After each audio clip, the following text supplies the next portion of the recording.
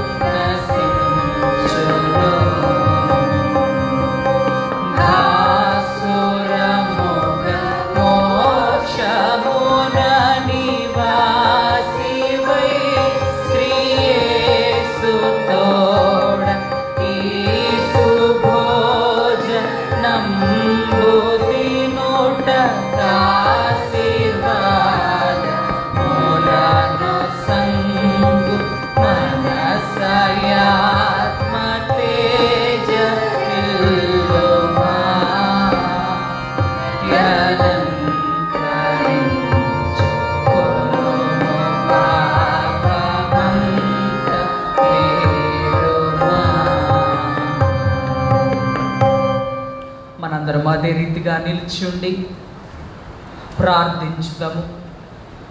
సర్వశక్తి గల దేవా, హృదయములనియు నీకు బట్టబయలే, కోరికలనియు తెలిసే ఉన్నవి, ఏ రహస్యములను నీకు దాగి ఉండవు. మేము నిన్ను సంపూర్ణముగా ప్రేమించి నీ పరిశుద్ధ నామమును యుక్తముగా మహిమపరచునట్లు నీ పరిశుద్ధాత్మావేశము చేత మా హృదయముల తలంపులను పవిత్రపరచుమని మా ప్రభువైన యేసుక్రీస్తు ద్వారా వేడుకొనుచున్నాము. ఆమేన్. సర్వోన్నతమైన స్థలములలో దేవునికి మహిమై, ఆయనకిష్టులైన మనుషులకు భూమి మీద సమాధానము కలుగును గాక.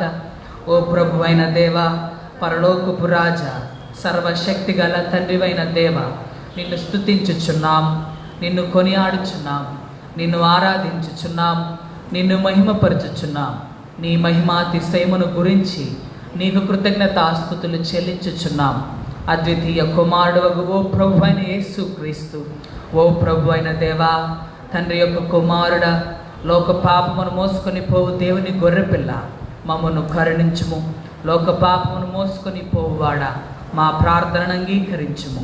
తండ్రి అయిన దేవుని కుడి చేతి వైపున కూర్చుండి ఉండువాడా, మమ్మను కనికరించుము. నీవే పరిశుద్ధుడవు, నీవే ప్రభుడవు. ఓ యేసుక్రీస్తు, నీవే పరిశుద్ధాత్మతో తండ్రి అయిన దేవుని మహిమయందు సర్వోన్నతుడవైనావు. ఆమేన్.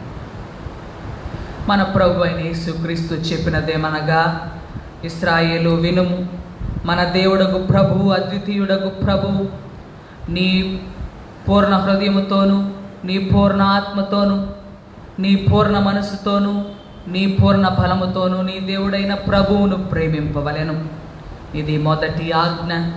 నిన్ను వలె నీ పొరుగు వారిని ప్రేమింపవలెను రెండవ ఆజ్ఞయు దాని వంటిదే. వీటికంటే ముఖ్యమైన ఆజ్ఞ మరేదియూ లేదు.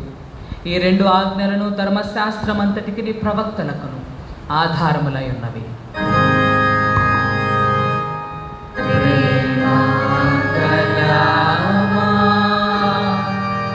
ప్రియ రక్షకుడా,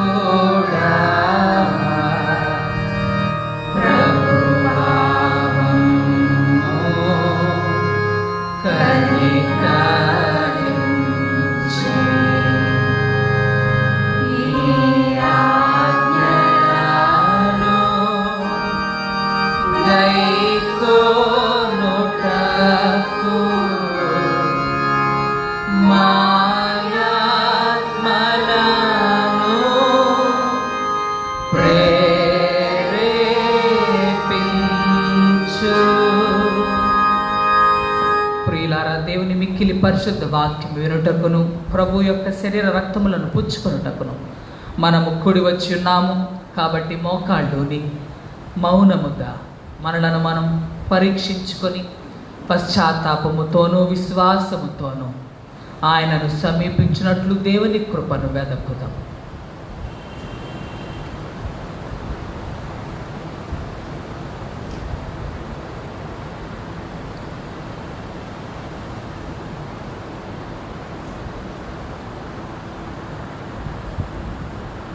మన పాపముల నిమిత్తము వాస్తవముగాను పట్టుదలతోనూ పశ్చాత్తాపపడి మన పొరుగు వారి ఎడల ప్రేమయు స్నేహమును కలిగి ఉండి ఇకను దేవుని ఆజ్ఞలను అనుసరించి ఆయన పరిశుద్ధ మార్గములు యందు నడుచుకొనుచు క్రొత్త నడవడి గలవారమట్టు నిశ్చయించుకొనుచున్న మనం మన ప్రభు అయిన యేసుక్రీస్తు ద్వారా ఆయనతో మరలా సమాధాన పరచబడవలనని సర్వశక్తి గల దేవుని ఎదుట మన పాపములను దేని మనసుతో ఒప్పుకుందాం. అందరము కలిసి ఒప్పుకొని చెప్పుదాము. పరలోకపు తండ్రి, నీకును మా పొరుగు వారికి విరోధముగా పాపము చేస్తామని ఒప్పుకొనుచున్నాం. వెలుగులో గాక చీకటిలో నడిచితిమి, క్రీస్తు నామమును పలికియు దుష్టత్వము నుండి తొలగకుండిమి. మమ్మను కనికరించుమని నేను బ్రతిమాలుకొనుచున్నాం. యేసు క్రీస్తు నిమిత్తము మా పాపములన్నిటినీ క్షమింపుము. నీ పరిశుద్ధాత్మ చేత మమ్మను శుద్ధీకరించుము. మా మనస్సాక్షిని జీవింపచేయము. నీ పరిశుద్ధ నామమునకు మహిమ కలుగునట్లు మేము ఇతరులను హృదయపూర్వకముగా క్షమించి ఇప్పటి నుండి క్రొత్త నడవడి గలవారమై నిన్ను సేవించుటకు శక్తిని అనుగ్రహించుము. ఆమేన్. యేసుక్రీస్తు ద్వారా తన యొద్దకు నిజముగా మళ్ళు వారందరికీ దేవుడు అనుగ్రహించు కృపావాక్యము వినుడి. ప్రయాసపడి భారం మోసుకొనుచున్న సమస్త జనులారా, నా యొద్దకు రండి, నేను మీకు విశ్రాంతి కలుగుజేతును. దేవుడు లోకమును ఎంతో ప్రేమించెను కాగా ఆయన తన ద్వితీయ కుమారునిగా పుట్టిన వాని యందు విశ్వాసముంచు ప్రతివాడును నశింపక నిత్య జీవం పొందినట్లు ఆయన అనుగ్రహించెను. పాపులను రక్షించుటకు క్రీస్తు యేసు లోకమునకు వచ్చిన వాక్యము నమ్మదగినదియు పూర్ణాంగీకారమునకు యోగ్యమునై ఉన్నది.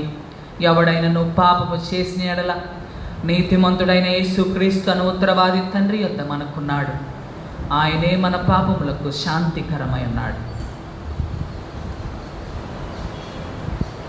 మన పరలోకపు తండ్రి అయిన సర్వశక్తి గల దేవుడు తమ సహోదరులను క్షమించి మనస్ఫూర్తి అయిన పశ్చాత్తాపముతోనూ నిజమైన విశ్వాసముతోనూ తన వైపునకు మళ్ళు వారందరికీ పాపములను క్షమించునని తన గొప్ప కనికరము వల్ల మాట ఇచ్చున్నాడు. ఆయన మన ప్రభు అయిన యేసు క్రీస్తు నిమిత్తం మిమ్మును కనికరించి మీ పాపములన్నిటినీ క్షమించి వాటి నుండి మిమ్మును విడుదల చేసి సమస్త సద్గుణముల యందును మిమ్మును స్థిరపరిచి బలపరిచి నిత్య జీవమునకు తీసుకుని వెళ్ళును గాక. ఆమేన్. దేవునికి స్తోత్రము కలుగును గాక. ప్రభు మీకు తోడైండును గాక. ఈ దినమును కొరకైన సంగ్రహ ప్రార్థన. సార్వభౌమాధికారివైన దేవ, నీ సమాధాన పరిచర్య ద్వారా మేము బలముగాను ధైర్యముగాను నమ్మకముగాను జీవించినట్లు దయచేసి ఉన్నావు. క్రీస్తు రాయబారులుగా నిర్భయముగాను ప్రోత్సాహపరచు వారముగాను జీవించినట్లు నీ కృప మాకు దయచేయము. అలాగుననే పశ్చాత్తాపముతో నీ వైపు తిరిగి నీ సువార్తను అంగీకరించినట్లు నిన్ను ప్రకటించు వారముగా మమ్మల్ని నడిపించుమని నీతోనూ పరిశుద్ధాత్మతోనూ నిత్యము జీవించుచు పరిపాలించునుండి నీ కుమారుడైన యేసుక్రీస్తు ద్వారా ప్రార్థించుచున్నాము. ఆమెన్. దయచేసి కూర్చునండి. ఈ దినమునకై ఏర్పాటు చేయబడిన లేఖన భాగములు చదవగా విందాం.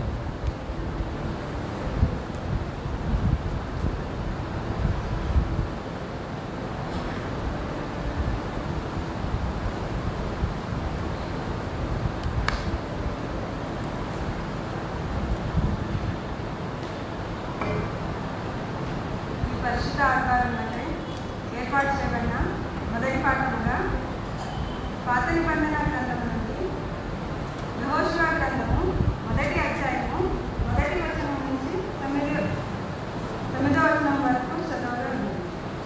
యెహోషువ గ్రంథము మొదటి అధ్యాయము మొదటి వచనం మొదలు. యెహోవా నీ సేవకుడైన మోషే మృతి పొందిన తర్వాత యెహోవా నూను కుమారును మోషే పరిచారకుడైన యెహోషువకు ఇలాగ సెలవిచ్చింది. నా సేవకుడైన మోషే మృతి పొందెను కాబట్టి నీవు లేచి నీవును నీ జనులందరూ ఈ యోర్దాను దాటి నేను ఇశ్రాయేలుకు ఇచ్చిన దేశంలోకి వెళ్ళుడు. నేను మోషేతో చెప్పినట్లు మీరు అడుగుపెట్టి ప్రతి స్థలమును మీకు ఇచ్చుచున్నాను. అరణ్యమును ఈ లెబనాను మొదలుకొని మహానది అయిన యూఫ్రటీస్ నది వరకును హిత్తీయుల దేశమంతయు పడమట మహాసముద్రం వరకును మీకు సరిపడును. నీవు బ్రతుకు దినములన్నిటను ఏ మనుషుడు నీ ఎదుట నిలవలేక ఉండును. నేను మోషేకు తోడై ఉన్నట్లు నీకును తోడై ఉండును. నిన్ను విడువను, నిన్ను ఎడబాయను. నిబ్బరము కలిగి ధైర్యంగా ఉండును. వారికి ఇచ్చినది నేను వారి పితరులతో ప్రమాణం చేసిన ఈ దేశమును నిశ్చయముగా నీవు ఈ ప్రజల స్వాధీనం చేసేదవు. అయితే నీవు నిబ్బరము కలిగి జాగ్రత్త పడి బహుధైర్యంగా నుండి నా సేవకునైన మోషే నీకు ఆజ్ఞాపించిన ధర్మశాస్త్రం అంతటి చొప్పున చేయవలెను. నీవు నడిచి ప్రతి మార్గమున చక్కగా ప్రవర్తించినట్లు నీవు దాని నుండి కుడికి కానీ ఎడమకి కానీ తొలగకూడదు. ఈ ధర్మశాస్త్ర గ్రంథము నీవు బోధింపక తప్పుకోకూడదు. దానిలో రాయబడిన వాటన్నిటి ప్రకారం చేయుటకు నీవు జాగ్రత్త పడినట్లు దివారాత్రము దాన్ని ధ్యానించిన యెడల నీ మార్గమును వర్ధిల్ల చేసుకుని చక్కగా ప్రవర్తించదు.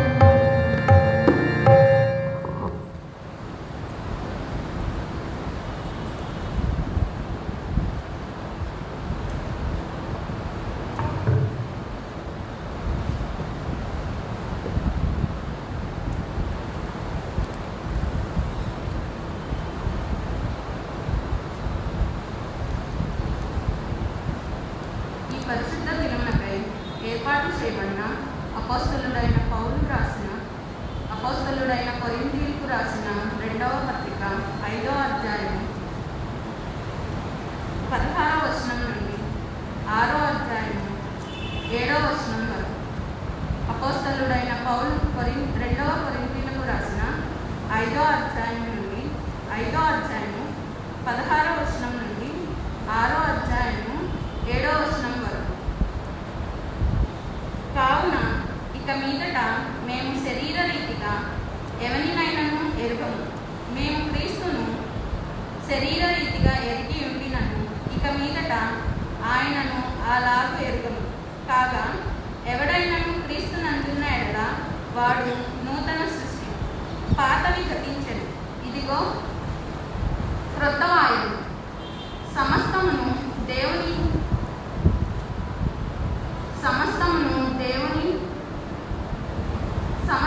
దేవుని వలననైనది. ఆయన మనలను క్రీస్తు ద్వారా తనతో సమాధానపరుచుకొని ఆ సమాధానపరచు పరిచర్యను మాకు అనుగ్రహించెను. అదేమనగా దేవుడు వారి అపరాధములను వారి మీద మోపక క్రీస్తునందు లోకమును తనతో సమాధానపరుచుకొనుచు ఆ సమాధాన వాక్యమును మాకు అప్పగించెను.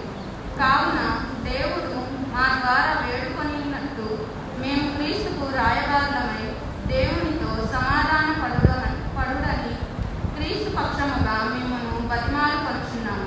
ఎందుకనగా మనం ఆయన యందు దేవుని నీతి అగునట్టు పాపం ఎరుగని ఆయనను మన కోసము పాపముగా చేసెను.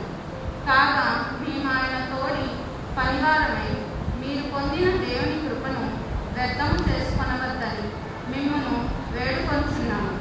అనుకూల సమయమందు నీ మొర ఆలకించితివి, రక్షణ దినమందు నిన్ను ఆదుకొంటివి అని ఆయన చెప్పుచున్నాడు కదా. ఇదిగో ఇప్పుడే మిక్కిలి అనుకూలమైన సమయం, ఇదిగో ఇదే రక్షణ దినము. మా పరిచర్య నిందింపబడకుండు నిమిత్తము ఏ విషయంలోనైనాను అభ్యంతరం ఏమీ కలుగజేయక శ్రమల యందును, ఇబ్బందుల యందును, ఇరుకుల యందును, దెబ్బల యందును, చెరసాలలోను, అల్లర్లలోను, ప్రయాసములోను, జాగరములలోను, ఉపవాసములోను మిగుల ఓర్పు గలవారమై పవిత్రతతోనూ జ్ఞానముతోనూ దీర్ఘశాంతముతోనూ సత్యవాక్యము చెప్పుట వలనను దేవుని బలము వలనను కుడి ఎడమల నీతి ఆయుధములు కలిగి ఘనత వలనను సుకీర్తి దుష్కీర్తి వలనను దేవుని పరిచారకులమై ఉండి అన్ని స్థితులలో మమ్మల్ని మేమే మెప్పించుకొనుచున్నాము. మేము మోసగాండ్రమైనట్లుండి సత్యవంతులము, తెలియబడని వారమైనట్లుండి బాగుగా తెలియబడిన వారము, చనిపోవచ్చున్న వారమైనట్లుండి ఇదిగో బ్రతుకుచున్న వారము, రక్షింపబడిన వారమైనట్లుండి చంపబడిన వారు, దుఃఖపడిన వారమైనట్లుండి ఎల్లప్పుడూ సంతోషపరచువారు, దరిద్రులమైనట్లుండి అనేకులకు ఐశ్వర్యము కలిగించువారు, ఏమీ లేని వారమైనట్లుండి సమస్తము కలిగిన వారు. ఇంతటితో పత్రికా పాఠము సరి.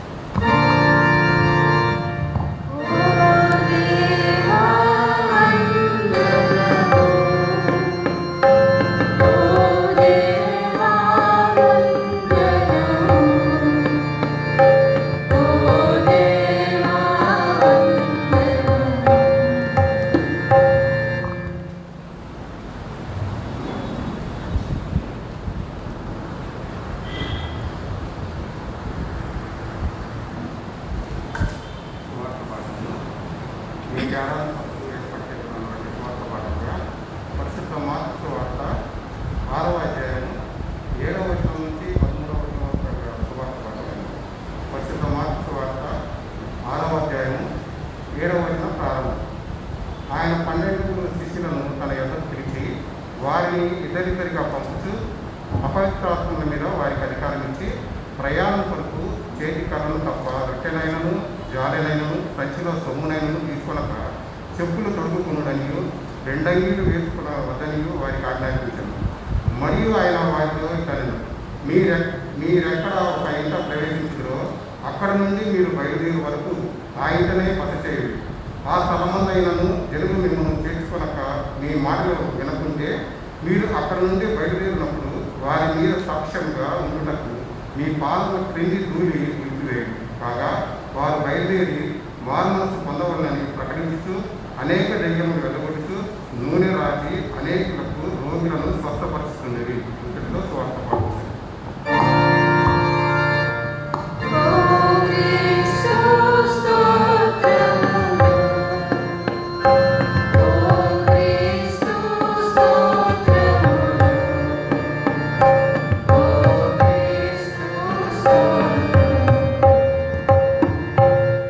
మనందరం అదే రీతిగా నిలిచి ఉండి ఆంధ్ర క్రైస్తవ కీర్తన నుండి 135వ సంగీతము 1వ వచనం 5వ చరణం పాడదాం.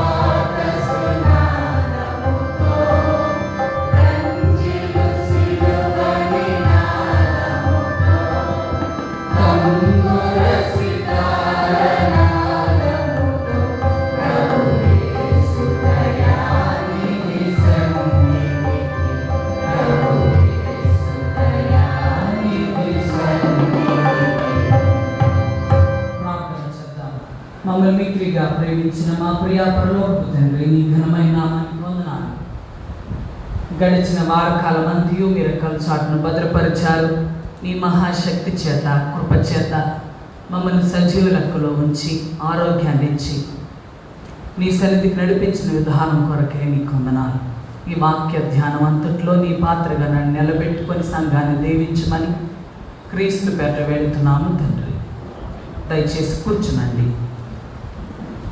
క్రీస్తునందు ప్రియమైన దేవుని బిడ్డలారా, కూడి వచ్చిన మీకందరికీ శుభములు తెలియజేస్తూ దేవుని యొక్క మహాకృపలో మరొక ఆదివార పునరుద్ధాన దినాన్ని మన జీవితాల్లో దేవుడు అనుగ్రహించాడు కదా.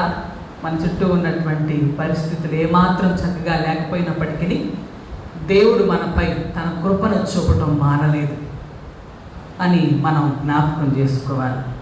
ఈ దినమునకై ఏర్పాటు చేయబడినటువంటి అంశాన్ని మనం జ్ఞాపకం చేసుకున్నట్లయితే ఈరోజు అంశం దేవుని ప్రజలు, దేవుని రాయబారు. చెప్పండి, దేవుని ప్రజలు, దేవుని క్రీస్తు రాయబారు. దేవుని ప్రజలు, క్రీస్తు రాయబారు అనేటువంటి అంశాన్ని ఈరోజు సిఎస్ఐ సంఘం వారు మనకు ఏర్పాటు చేశారు. దేవుని ప్రజలు అంటే ఏంటి? బైబిల్ గ్రంథంలో ఇశ్రాయేలు ప్రజలు ఉన్నారు. వారు దేవుని చేత ఎన్నుకోబడినటువంటి ప్రజలు కదా. దేవుని చేత దేవుడే ఎన్నుకున్నాడు వారిని. దేవుని చేత ఎన్నుకోబడిన ప్రజలము అన్నటువంటి గర్వం, అన్నటువంటి ఒక విధమైనటువంటి గొప్పగా భావించుకునేటువంటి స్థితి ఇశ్రాయేలు ప్రజలు చాలా భావన చేస్తారు. యూదుల కంటే మించినటువంటి జ్ఞానవంతులు ప్రపంచంలో ఎవరు లేరు. తెలుసా మీకు ఆ సంగతి? అందుకనే మేము దేవుని చేత ఎన్నుకోబడిన వారు, దేవుని ప్రజలం అన్నటువంటి అహం వారికి లేకుండా లేదు. అయినప్పటికీ దేవుడు we're chosen people of God అని చెప్పేసి ఎప్పుడు చెప్పుకుంటారు. అసలు అర్థం హిబ్రూ అనేటువంటి మాటకు అర్థం తెలుసు కదా మనకందరికీ. హిబ్రూ అనే మాటకు అర్థం ఏంటి అంటే పీపుల్ ఆఫ్ అవుట్ సైడ్, సామాజిక లేకపోతే సమాజంలో ఉన్నటువంటి దారిద్రపు రేఖ దిగువన జీవించేటువంటి వారు, మార్జినల్ పీపుల్ అనేటువంటి పదజాలాన్ని వేదాంత పరంగా వాడతారు. అట్లాంటి వారిని ఎన్నుకొని వారికి ప్రాశస్త్యాన్ని ఇచ్చి, వారికి ఘనతనిచ్చి వారిని పిలుచుకున్నాడు కదా. నిన్ను నన్ను పిలుచుకున్నాడు దేవుడు. మనల్ని ఏ విధంగా పిలుచుకున్నాడు? సంఘంలోకి రక్షణనిచ్చి పిలుచుకున్నాడు.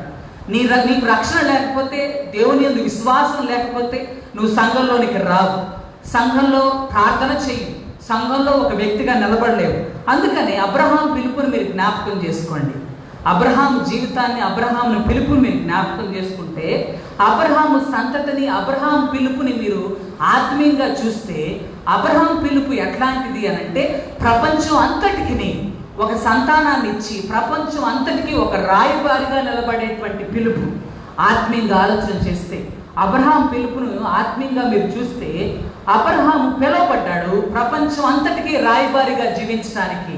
ప్రపంచం అంతటికీ ప్రపంచ రాయబారులకి ఒక మూలపురుషుడిగా జీవించడానికి అబ్రహాం పిలువబడ్డాడు. మీరు కనెక్షన్ మీరు ఆలోచన చేస్తే, అబ్రహాము దేవుని నమ్మెను, అది అతనికి నీతిగా ఎంచబడింది. అబ్రహాము యొక్క నమ్మకమే అతని యొక్క నీతిగా ఎంచబడింది, అతని యొక్క పరిశుద్ధతగా ఎంచబడింది. అదే కోవలో అబ్రహాం సంతానమైనటువంటి ఇశ్రాయేల్ ప్రజలంతా కూడా లోకానికి రాయబారులుగా నిలబడటానికి పిలువబడిన వారు. ప్రపంచంలో గొప్పవారు లేరని, ప్రపంచంలో అంతకంటే ప్రశస్తమైనటువంటి జనం లేదని వీరిని పిలుచుకోవాలా. కారణం ఏంటి అనంటే, ఎవరైతే అట్టడుగును జీవిస్తున్నారో, ఎవరైతే తక్కువ వారో, ఎవరైతే ఎన్నిక లేని వారో దేవుడు వారిని పిలుచుకున్నాడు. వారిని ఇశ్రాయేలు ప్రజల్ని ఎన్నుకోవడానికి, పిలవడానికి కారణం ఏంటి అనంటే, వీళ్ళ ద్వారా రక్షణ ప్రణాళిక ప్రపంచం అంతా విస్తరింపబడాలన్న ఉద్దేశంతో ఇశ్రాయేలు ప్రజలను పిలుచుకున్నాడు. ద్వితీయోపదేశకాండం 7వ అధ్యాయం 6-7 వచనాలు మీరు చూస్తే అక్కడ రాయబడినటువంటి మహా గొప్ప మాట ఏంటో చూడండి. ద్వితీయోపదేశకాండం, నీవు దేవుడైన యెహోవాను, ద్వితీయోపదేశకాండం 7వ అధ్యాయం 7వ వచనం, మీరు సర్వజనముల కంటే విస్తార జనమని యెహోవా మిమ్మును ప్రేమించి మిమ్మును ఏర్పరచుకొనలేదు, సమస్త జనముల కంటే మీరు లెక్కకు కదా. చూడండి, ఆలోచన చేయండి. మీరు సమస్త జనాల కంటే తక్కువే కదా, కానీ మిమ్మల్ని ప్రేమించాడు ఆయన. కేవలం ఆయన ప్రేమను బట్టే పిలుచుకున్నాడు. ఈ రోజున నువ్వు నేను సంఘంలో నిలబడ్డాము అనంటే, ఆరోగ్యంతో జీవిస్తున్నాము అనంటే, మన చుట్టూ పరిస్థితులు లేకపోయినా మనం ఇక్కడ సజీవ లెక్కలో ఉన్నాము అనంటే కేవలం దేవుని యొక్క ప్రేమ. ఇశ్రాయేలు ప్రజలు దేవుడు పిలుచుకున్నాడు అనంటే అది కేవలం దేవుని యొక్క ప్రేమ మాత్రమే. దేవుని యొక్క ప్రేమ లేకుండా ఏ వ్యక్తి లోకంలో నిలబడలేడు అన్నటువంటి సత్యాన్ని అబ్రహాము చివరాఖరికి ఏ విధంగా మార్చబడ్డాడు అనంటే, అబ్రహాము దేవుని నమ్మెను, అది అతనికి నీతిగా ఎంచబడెను. కాబట్టి అబ్రహాము విశ్వాసులకు తండ్రి అయ్యాడు, విశ్వాసులకు తండ్రిగా మార్చబడ్డాడు. ఎంత గొప్ప ఆత్మీయత! అతని యొక్క పాపాన్ని బట్టి కాదు, అతని యొక్క విశ్వాసాన్ని బట్టి నీతిమంతుడిగా మార్చబడ్డాడు. ఈ లోకంలో ఎవరెవరైతే జీవిస్తున్నారో ఆ విశ్వాసులందరికీ తండ్రిగా మార్చబడేటువంటి గొప్ప ఆధిక్యతను పొందాడు. సంఘమైనటువంటి మనం కూడా అంతే. సంఘంలో ఎవరుంటారండి? సంఘంలో ఎవరుంటారు? అందరూ క్రైస్తవులు ఉంటారు. సంఘంలో విశ్వాసులు ఉంటారు. అర్థమవుతుందా? సంఘంలో విశ్వాసులు ఉంటారు, సంఘంలో రక్షణ పొందిన వారు ఉన్నారు. అందుకే సంఘంలో ఒక సహవాస సమూహం, ఎక్లీషియా అనేటువంటి గ్రీక్ పదానికి అర్థం ఏంటి అంటే, హిబ్రూ పదానికి called of people of out side అంటే, ఎక్లీషియా అనేటువంటి సంఘానికి, ఎక్లీషియా అనేటువంటి గ్రీక్ పదానికి కాల్డ్ అవుట్ పీపుల్. మీరు సమాజంలో నుంచి దేవుని కొరకు ప్రత్యేకింపబడ్డవారు. సంఘంలో ఎవరైతే ప్రజలు ఉంటారో వారందరినీ దేవుడు పిలుచుకున్నాడు. మీరు పాపానికి దూరంగా, పాపంలో నుండి పరిశుద్ధతలోకి పిలువబడ్డారు. లోకాల్లో నుంచి సంఘంలోనికి క్రీస్తు ప్రజలుగా నివసించడానికి పిలువబడ్డారు. అందుకని దీన్ని సంఘం అన్నారు. సంఘం దేవుని యొక్క సమూహం, క్రైస్తవ సమూహం, విశ్వాస సమూహం. సంఘంలో ఎవరు ఉంటారు అని అంటే విశ్వాసులు ఉంటారు. ఈ విశ్వాసులందరూ కూడా దేవుని రాయబారులుగా నిలబడటం దేవుని యొక్క చిత్తం. నువ్వు రక్షణ పొందావు, కానీ ఆ రక్షణ ఆ విధంగానే పెట్టుకుంటే అలాగా? నువ్వు విశ్వాసంతో ఉన్నప్పటికీ ఆ విశ్వాసాన్ని వేరొకరికి చూపించకపోతే అలాగా? వేరొకరికి చెప్పకపోతే అలాగా కదా? అంజూరపు చెట్టు ఏ విధంగా ఉంది అని అంటే, యేసుప్రభు వెళ్ళాడు ఒకసారి అంజూరపు చెట్టు దగ్గరికి. పోత లేదు, పిందే లేదు. ఎతికాడు, ఏమీ లేవు అందులో. చివరానికి ఏం చేశాడు ఆయన? దాన్ని శపించాడు. అటువంటి స్థితికి మనం వెళ్ళకూడదు. నీకు రక్షణ ఉందని కేవలం విశ్వాసం గలవాడు అని సంఘంలో ఎక్కడున్నావో అక్కడే నిలబడితే సరిపోదు. నీకున్నటువంటి రక్షణను, నీకున్నటువంటి విశ్వాసాన్ని ప్రజలకు తెలియజేయాలా. విశ్వాసం యొక్క ఫలం అదే. కేవలం విశ్వాస స్థానంలో ఉంటేనే సరిపోదు. నీ రక్షణ కేవలం స్థిమితంగా ఉంటే, స్థిరంగా ఉంటే సరిపోదు. నీ రక్షణ విస్తరింపబడాలా, నీ విశ్వాసం విస్తరింపబడాలి. అది దేవుని యొక్క సంకల్పం.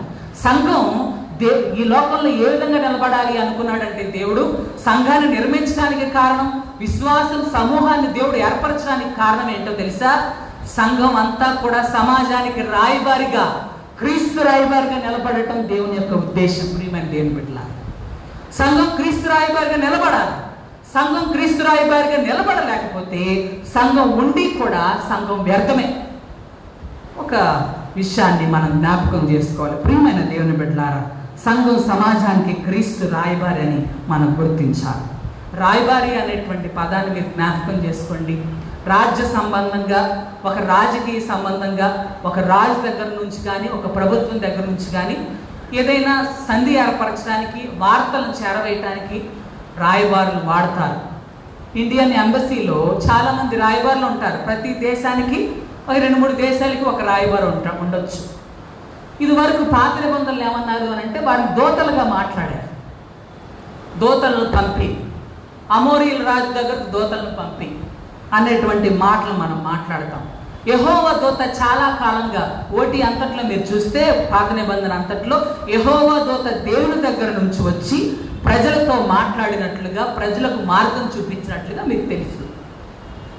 పూర్వం మన భారతదేశంలో కూడా వార్తాహరులు ఉండేవారు, వేగు చూడటానికి వెళ్ళేవారు కదా. యెహోషువని, కాలేబుని, వారితో కూడా కొంతమంది యవనస్తులను మోషే వేగు చూడటానికి పంపించాడు కానాను దేశాన్ని. వార్తను హరించి తీసుకొచ్చేవాళ్ళు. వారు ఏం చేసేవారు? వార్తను హరించి తీసుకొచ్చారు, అంటే వార్తను దొంగిలించి తీసుకొచ్చేవారు అన్న భావన కూడా ఉండేది. కానీ ప్రభుత్వానికి అధికార ప్రతినిధులు ఉండేవారు. రాయబారి అనేటువంటి మాటకి దూత అని అర్థం, రాజ్యసభ అధికారి అని అర్థం, ప్రతినిధి అని అర్థం, అంచిగాండ్రు అని మాట వాడారు బైబిల్ గ్రంథంలో, వేలు చూసేవారు అని మాట వాడారు. ఈ విధంగా చాలా రకాలైనటువంటి మాటలు వాడారు. అయినప్పటికీ చూడండి, ఆదికాండం 32వ అధ్యాయం 3వ వచనంలో యాకోబు ఏశావునొద్దకు దూతలను పంపాడు. సంఖ్యాకాండం 20వ అధ్యాయం 14వ వచనంలో ఇశ్రాయేలు ప్రజలు ఎదోము రాజు దగ్గరకు దూతలను పంపారు, మెసెంజర్స్ని పంపారు. సంఖ్యాకాండం 21వ అధ్యాయం 21వ వచనంలో ఇశ్రాయేలు ప్రజలు అమోరీల రాజు దగ్గరకు దూతలను పంపారు. మోషే కానాను వేగు చూడటానికి చాలా మంది దూతలను పంపాడు. 2వ దినవృత్తాంతాల గ్రంథం 35వ అధ్యాయం 21వ వచనంలో రాజైన నెకో యోషియా యొద్దకు రాయబారులను పంపాడు అని మొట్టమొదటిగా రాయబారి అనే పదం రాయబడింది అక్కడ తెలుగులో. 2వ దినవృత్తాంతాల గ్రంథం 35వ అధ్యాయం 21వ వచనంలో రాజైనటువంటి నెకో యోషియాతో సంధి చేసుకోవడానికి రాయబారి అనేటువంటి పదాన్ని అక్కడ తిరిగించారు. నూతన నిబంధనకు వచ్చేసరికి దేవుని రాయబారులుగా పిలువబడ్డారు. సంఘంలో ఎవరైతే పెద్దలు ఉంటారో, సంఘానికి ఎవరైతే పెద్దలు ఉంటారో, ఎవరైతే కాపరులు ఉంటారో, ఎవరైతే స్వార్థను ప్రకటిస్తారో వారిని రాయబారులు అని పిలిచారు.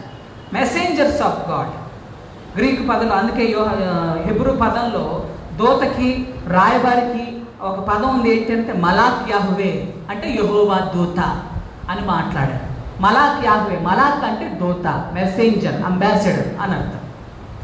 గ్రీక్ భాషలో ఇంకొకటి ఉంది, ఏంటంటే ప్రెస్బయో అనే ఒక పదం ఉంది. ప్రెస్బయో అంటే ఎల్డర్. ప్రెస్బిటరోస్ అనేటువంటి గ్రీక్ పదం నుంచి ప్రెస్బిటర్ అనేటువంటి పదం వచ్చింది. అందుకే సంఘ పెద్దనేమంటారు అంటే ప్రెస్బిటర్ ఇన్ చార్జ్, ప్రెస్బిటర్ అని వాడతారు. సంఘానికి నేను చిన్నవాడిని అయినప్పటికీ నన్ను ప్రెస్బిటరే అంటారు. ఎందుకనంటే సంఘానికి పెద్ద అన్నట్లుగా. ఎందుకని ఈ పదాలు ఎల్డర్, టు బి ఎల్డర్, పెద్దగా పిలువబడినటువంటి వాడు అనే పదాలు వాడారు. ఇంకొక పదం ఉంది అంటే ఎన్టీకి వచ్చేసరికి, నూతన నిబంధనకు వచ్చేసరికి ఇంకొక పదాన్ని వాడారు. ఏంటి అని అంటే అపోస్టల్లో. అంటే చూడండి, యేసు ప్రభు తన శిష్యులకి అపోస్తులు అని పేరు పెట్టాడు. అంటే పిలువబడిన వారు అని అర్థం. అనగా ఒక ప్రత్యేకమైనటువంటి పని కొరకు, ఒక ప్రత్యేకమైనటువంటి పని జరిగించడానికి పిలిచి మరలా ఆ పని జరిగించడానికి పంపబడేవారు. అపోస్టల్లో. అపోస్ట్ అంటే పిలవటం, స్టెల్లో అంటే పంపడం. అపోస్టల్లో అనేటువంటి పదాన్ని వాడారు. చూడండి ప్రియమైన దేవుని బిడ్డలారా, ఈ 12 మంది శిష్యులకు క్రీస్తు అధికారం ఇచ్చాడు. అధికారాన్ని ఇచ్చి పంపించే వారిని క్రీస్తు రాయబారి అని అంటారు. అదేంటి పాస్టర్ గారు, చాలామంది రాయబారులు ఉంటారు కదా, రాయబారికి చాలా అర్థాలు ఉన్నాయి కదా, మరి క్రీస్తు రాయబారికి, లోకానుసారంగా ఉండే రాయబారికి అర్థం ఏంటి? మీకు అందరికి తెలుసా? మీకు అందరికి తెలుసు. క్రీస్తు రాయబారికి, లోకానుసారమైన రాయబారికి మధ్య తేడా ఏంటి? లోకానుసారమైనటువంటి రాయబారి ప్రభుత్వం తరపున పనిచేస్తాడు, లేకపోతే ఇద్దరు వ్యక్తుల మధ్య పనిచేస్తాడు. కానీ క్రీస్తు రాయబారి ఏం చేస్తాడు అని అంటే క్రీస్తు సువార్తను ప్రకటిస్తాడు, పశ్చాత్తాపాన్ని ప్రకటిస్తాడు, మారు మనసును ప్రకటిస్తాడు. ఈ మూడింటిని ప్రకటించి క్రీస్తు సువార్తను నమ్మండి అని చెప్పేవారు క్రీస్తు రాయబారి. సంఘాన్ని పర్యవేక్షించేటువంటి వారు, ఒక సంఘాన్ని కాపు చేసేటువంటి వారు క్రీస్తు రాయబారి. అందుకని కాపరి అనేటువంటి పదానికి, చూడండి, షెపర్డ్ అనేటువంటి పదానికి అర్థం ఇదే కాపరి అనే పదానికి అర్థం ప్రాముఖ్యంగా ఈ పదాన్ని ఉపయోగించారు. ప్రియమైన దేవుని బిడ్డలారా, కాపరి యొక్క స్వభావం ఏంటో తెలుసా? కాపరి ఏం చేస్తాడు? వెళుతూ ఉన్నప్పుడు గొర్రె పక్కకు నడుస్తూ ఉంటుంది, దారిలో నడవడదు. అందుకని ఆ దుడ్డుకర తీసుకుని ఒకటి వేస్తాడు కాలు మీద, చక్కగా నడుస్తుంది. సంఘాన్ని చాలా మంచిగా పోషించాలి, వాక్యం అనేటువంటి మంచి ఆహారంతో పోషించాలి. కాబట్టి ఎక్కడో చితార్పమని ఉన్నటువంటి మండలిని ఏ విధంగా కొంకింతో ఉంచుతాడు కాపరి, గొప్ప మర్మాలను తెలియజేస్తాడు కాపరి యొక్క స్థితి, క్రీస్తు రాయబారి యొక్క ప్రాముఖ్యమైనటువంటి ఉద్దేశం ఇందులో ఉంది అని మనం జ్ఞాపకం చేసుకోవాలి. చాలామంది క్రీస్తు రాయబారులు ఈ రోజులు ఏం చేస్తారంటే అద్భుతాలకే ప్రాముఖ్యత ఇస్తున్నారు. పశ్చాత్తాపం గురించి, మారు మనసు గురించి చెప్పారనుకోండి, వాళ్ళు మంచి సేవకులు కాదు, వాళ్ళకి మంచి క్రీస్తు రాయబారులు కాదు. పరిశుద్ధ గ్రంథం ఏం చెప్తుంది అంటే కేవలం రక్షణ, కేవలం సువార్త, కేవలం విశ్వాసం అనేటువంటి పదాల గురించి నొక్కి చెప్తుంటే, కేవలం పశ్చాత్తాపం, మారు మనసుల గురించి నొక్కి చెప్తుంటే, వీళ్ళు మాత్రం, బయట ఉన్నటువంటి రాయబారులు మాత్రం, స్వార్థికులు మాత్రం అద్భుతాలు చేస్తాడు దేవుడు. మన దేవుడు అద్భుతకరుడు, ఆశ్చర్యకరుడు, గొప్ప కష్టాల నుంచి విడుదల చేస్తాడు. అవును. అయినప్పటికీ పశ్చాత్తాపం, మారు మనసు, రక్షణ ప్రాముఖ్యం, వీటికి ప్రాముఖ్యత ఇవ్వలేకపోతా ఉన్నారు నేటి రాయబారులు. ఇదొక నెపం మారిపోయింది. ఇదొక విమర్శ నేటి క్రీస్తు రాయబారులపై ఉంది. దేవుని గుణలక్షణాలను ఎప్పుడన్నా గ్రహించారా? మీరు వాక్యం చదివేటప్పుడు, ప్రార్థన చేసేటప్పుడు దేవుని గుణలక్షణాలు మీకు అర్థమవుతున్నాయా? ఎప్పుడన్నా ఆలోచన చేశారా? యెహోవా నా కాపరి అని 23వ కీర్తన చదువుతుంటే అందులో దేవుడు ఏమై ఉన్నాడు, అందులో దేవుడు ఏ విధంగా నాకు అర్థమవుతున్నాడు అని మీరు ఆలోచన చేస్తున్నారు. కేవలం విజ్ఞాపనలు, అవసరాలు, వాటి కోసం ప్రార్థన చేయటం కాదు, దేవుణ్ణి తెలుసుకోవటం కోసం ప్రార్థన చేశారు ఎప్పుడన్నా మీరు? దేవుడు ఏ విధంగా అర్థమవుతున్నాడు మీకు? అందరికి మీరు ఆలోచన చేయండి.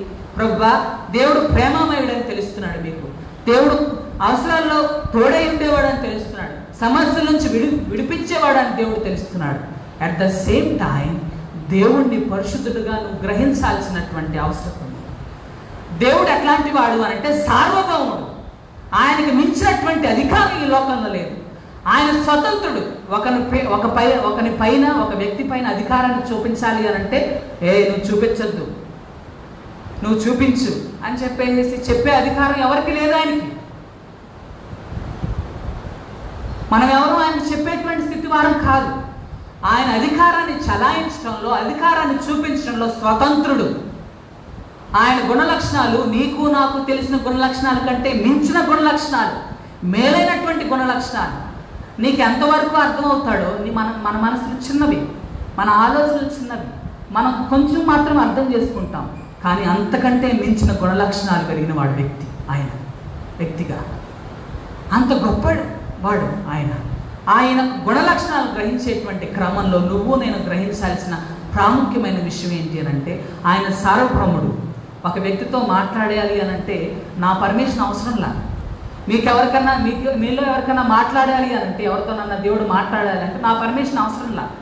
దేవుడు ఎవరితో మాట్లాడతాడు. నేను ఎవరిని కరుణించుతానో వారినే కరుణిస్తాను, ఎవరు మొర ఆలకిస్తానో వారి మొర ఆలకిస్తాను, దయగల వారిపై దయ చూపిస్తాను, కఠిన ఎడల విఘటం చూపిస్తాను. ఆయన ఎంత పరిశుద్ధుడో, ఎంత సార్వభౌముడో ఆయన చెప్పేటువంటి స్థితి, ఆయనకి సూచించేటువంటి ఒక ధైర్యం కానీ సాహసం కానీ మనం చేయకూడదు. దేవుడు గొప్పవాడు. కేవలం విజ్ఞాపన మాత్రమే మనం చేయగలం దేవునికి. మన జీవితాల్లో ఎప్పుడు ఎట్లాంటి కార్యాలు చేస్తాడో దేవుని చిత్తం. అదేంటి పాస్టర్ గారు, ఎంతకాలం నుంచి దేవుని సేవ చేస్తున్నాం, ఇంతకాలం నుంచి గుడికి వస్తున్నాను, ఇంతకాలం నుంచి బైబిల్ చదువుతున్నాను, మరి దేవుడు నాకు మేలు చేయలేదే అని. ఏ మేలుకే తగ్గుతావా నువ్వు? కీడు చేయడానికి తగవా? కీడు అనుభవించడానికి, ఒక అనారోగ్యాన్ని అనుభవించడానికి, ఒక నిందను అనుభవించడానికి నువ్వు తగవా? చాలామంది ప్రార్థన చేస్తారు, ప్రభువా నేను చేసిన పాపం నా పిల్లల మీదకి రానిపోతే ప్రభు అని ప్రార్థన చేస్తారు. నువ్వు చేసిన మేలైతే నీ పిల్లల మీదకి రావాలి, నువ్వు చేసుకున్న కీడు మాత్రం రాకూడదా? దేవుడు అబద్ధికుడు కాదు, దేవుడు పరిశుద్ధుడు. ఆయనకి ఏం చేయాలో మనం చెప్పకూడదు. ఆయన ఎట్లాంటి వాడో మనం ఆయనకి చెప్పవసరం లేదు. మన హృదయ స్థితిని మనం ఆయన దగ్గర కుమ్మరించాలి, మన హృదయ స్థితిని గ్రహించాలి. దేవుని యొక్క ప్రాముఖ్యమైనటువంటి లక్షణాల్లో ఒక ప్రాముఖ్యమైనటువంటి లక్షణం ఏంటి అంటే, ఆయన పరిశుద్ధుడు, ఆయన సార్వభౌముడు. He is the lord, he is the master, he is the ruler. ఆయనకి ఎవరు మనం చెప్పలేం. ఆయన పరిశుద్ధత, ఆయన నీతి ఆయనకు అలంకారం. దేవుడు నిలబడితే, దేవుడు సాక్షాత్కారం అవుతే ఆయనలో ఉన్నటువంటి గొప్ప అలంకారం, గొప్ప లక్షణం ఏంటి అంటే పరిశుద్ధత. సమీపించడానికి తేజస్సులో నివసిస్తాడు. ఆయన మనం చూడలేం, ఆయన పరిశుద్ధతను మనం తాకలేం. మనం ఆయన చూడాలి అని అంటే మనం పరిశుద్ధులుగా జీవించాలి. చూడండి, ఈరోజు ఏర్పాటు చేయబడిన కీర్తన గ్రంథంలో 18వ కీర్తన ఒకసారి చూద్దామా? కీర్తన గ్రంథం 18వ కీర్తన 23-24 వచనాలు చూస్తే, దోషక్రియలు నేను చేయనలకుంటిని, ఆయన దృష్టికి నేను యథార్థుడనైతిని. 24వ వచనం, కావున యెహోవా నేను నిర్దోషిగా నుండి చూచి తన దృష్టికి కనబడిన నా చేతుల నిర్దోషత్వమును బట్టి నాకు ఏమంట, దేవుని సన్నిధిలో మన చేతులు ఎలా ఉండాలంట? నిర్దోషత్వంతో ఉండాలి, పరిశుద్ధంగా ఉండాలి. మన చేతులు ఆయన ఎదుటి పరిశుద్ధంగా కనిపిస్తున్నాయా? చాలామంది ఏం చేస్తారంటే, ఎన్నున్నప్పటికీ, ఎంత పాపం మన హృదయంలో ఉన్నప్పటికీ, ఎంత ద్వేషం, అసూయ, కక్షలు, కార్పణ్యాలు మన హృదయంలో ఉన్నప్పటికీ, అయ్యా నేను పరిశుద్ధిని, నేను పాపిని అన్నప్పటికీ, నేను పాపినని గ్రహించినప్పటికీ, అయ్యా ఒకసారి చూడయ్యా అని చెప్పేసి దేవుని సన్నిధిలో ప్రార్థన చేస్తారు. దేవుని సన్నిధిలోకి రాగానే నీ హస్తాలు ఏ విధంగా ఉన్నాయి? పరిశుద్ధంగా ఉన్నాయా? నిర్దోషత్వంతో నిలబడుతున్నాయా నీ హస్తాలు? ఒకసారి జ్ఞాపకం చేసుకో. నీ చేతులు దేవుని సన్నిధిలో ఏ విధంగా ఉన్నాయి అని పరీక్షించుకోవడానికి ఇది సరైనటువంటి సమయం. ప్రియమైన దేవుని పట్ల ఆయన నీతికి మనం అడ్డు చెప్పలేము. ఆయన నీతిని బట్టి ప్రతిఫలం ఇచ్చేటువంటి దేవుడు. నీ నిర్దోషత్వాన్ని బట్టి దేవుడు నీకు ప్రతిఫలం ఇస్తాడు. ఇది ఒకసారి మనం జ్ఞాపకం చేసుకోవాలి. రక్షింపబడిన ప్రతి వ్యక్తి, ప్రతి విశ్వాసి క్రీస్తు రాయబారిగా నిలబడాలి. దేవుని యొక్క పరిశుద్ధత ఆయన అలంకారం. నువ్వు నేను ఆ పరిశుద్ధతతో మనం అలంకరించుకోవాలి. అటువంటి స్థితిలోకి మనం రావాలి. చదువు, ఈ లోకంలో పరిశుద్ధంగా జీవించేటువంటి ప్రతి ఒక్క వ్యక్తి ఆయన రాయబారి. క్రీస్తు రాయబారులో దేవుడు కోరుకునేది ఏంటి అని అంటే, ప్రాముఖ్యంగా దేవుడు కోరుకునేది ఏంటి? క్రీస్తు రాయబారులో ఏంటి? వెరీ గుడ్, పరిశుద్ధత. క్రీస్తు రాయబారులో, క్రీస్తు విశ్వాసుల్లో, క్రీస్తు రక్షణ అనుభవించే వారిలో దేవుడు కోరుకునే ప్రాముఖ్యమైనటువంటి స్థితి ఏంటంటే పరిశుద్ధత. పరిశుద్ధత లేకుండా ఆయన చూడలేం, పరిశుద్ధత లేకుండా ఆయన సన్నిధికి రాలేం, పరిశుద్ధత లేకుండా ఆయన నిత్య జీవాన్ని ఏమాత్రం స్వతంత్రించుకోలేం. పరిశుద్ధత లేకుండా ఈ లోకంలో ఎట్లాంటి ఫలితాన్ని మనం అనుభవించలేం. ఆ స్థితి మనకుందా? మొదటి పాఠంలో మీరు జ్ఞాపకం చేసుకున్నట్లయితే, పరిశుద్ధత కొరకే క్రీస్తు రాయబారులను దేవుడు పిలుస్తున్నాడు. పరిశుద్ధత కొరకే క్రీస్తు రాయబారులు ఈ విధంగా నిలబడాలి. పరిశుద్ధంగా ఏ విధంగా జీవించాలో క్రీస్తు రాయబారులను తెలియజేస్తా ఉన్నాడు. చూడండి, మొదటి పాఠం యెహోషువ గ్రంథం 1వ అధ్యాయం 1 నుంచి 9 వచనాలు మీరు జ్ఞాపకం చేసుకుంటే, ఇశ్రాయేలు ప్రజల పక్షంగా దేవుని రాయబారి, దేవుని నాయకుడు, దేవుని ప్రవక్త, దేవుని న్యాయాధిపతి, చరిత్రలో నిలిచిపోయేటువంటి ఒక గొప్ప ప్రాతినిధ్యాన్ని వహించినటువంటి వాడు మోషే తర్వాత ఇశ్రాయేలు ప్రజలు నడిపించడానికి, దేవునికి ఇశ్రాయేలు ప్రజలకి రాయబారిగా ఉండటానికి, ప్రభువా ఎవరు నువ్వు ఎన్నుకుంటావు అని ప్రార్థన చేస్తే మోషేతో దేవుడు మాట్లాడితే, నువ్వు యెహోషువను అభిషేకించాలా. ఏమన్నాడు దేవుడు? నువ్వు యెహోషువను అభిషేకించాలి. యెహోషువ అనేటువంటి మాటకు అర్థం ఏంటి అని అంటే, యెహోషువ అనేటువంటి మాటకి యెహోవాయే రక్షకుడు, యెహోవాయే రక్షించేవాడు అని అర్థం, యెహోవాయే రక్షణ అని అర్థం యెహోషువ అనేటువంటి మాటకి. ఇతను నూను కుమారుడు, ఎఫ్రాయిము గోత్రికుడు. ఈయన మోషే సేవకుడిగా ఎంతో గొప్ప పరిచర్య చేసినటువంటి వాడు. యెహోవాయే రక్షకుడు అని పేరు పెట్టుకున్నటువంటి ఈ వ్యక్తి దేవుడి రక్షణ కళ్ళారా చూసినటువంటి వ్యక్తి. మోషే పక్షంగా ఉండి, మోషే సేవకుడుగా ఉండి ఎంతో గొప్ప స్థితిలోకి ఎదిగినటువంటి వాడు.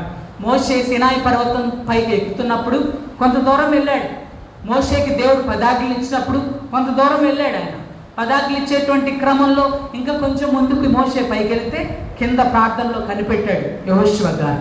అదేవిధంగా ప్రత్యక్ష గుడారపు సేవలో, ప్రత్యక్ష గుడారాన్ని కట్టి సేవ చేసేటువంటి క్రమంలో యెహోషువ గారు కూడా గుడారంలో ఉన్నాడు. యెహోషువ గారు కూడా ఉన్నాడు గుడారంలో, ప్రత్యక్ష గుడారంలో. At the same time Canaan వేగు చూడటానికి పంపించినప్పుడు యెహోషువ కూడా ఒకడు.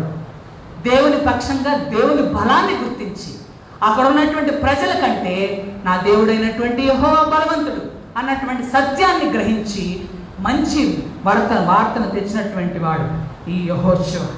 ఈ ప్రియమైన దేవుని బిడ్డలారా, ఈ విషయాలు నిర్గమాకాండ 24వ అధ్యాయం 12-13 వచనాల్లో, అదేవిధంగా నిర్గమాకాండం 33 అధ్యాయం 11వ వచనంలో, సంఖ్యాకాండం 13వ అధ్యాయం 8 నుంచి 16 వచనాల్లో ఈ యొక్క విషయాలు రాయబడ్డాయి. మోషే చేసినటువంటి ప్రార్థన ఏ విధంగా ఉంది అని అంటే, ప్రభువా నా తర్వాత ఉత్తరాది అధికారి ఎవరు ఇశ్రాయేలు ప్రజలకు, నా తర్వాత ఉత్తరాది బాధ్యతలు ఎవరు వహిస్తారు అని ప్రార్థన చేస్తే, మోషే జ్ఞానాత్మపూరుడు, నాలాంటి ఆత్మ కలిగినటువంటి వాడు కాబట్టి అతన్ని నియమించు అన్నాడు. చూడండి, సంఖ్యాకాండం 27వ అధ్యాయం, సంఖ్యాకాండం 27వ అధ్యాయం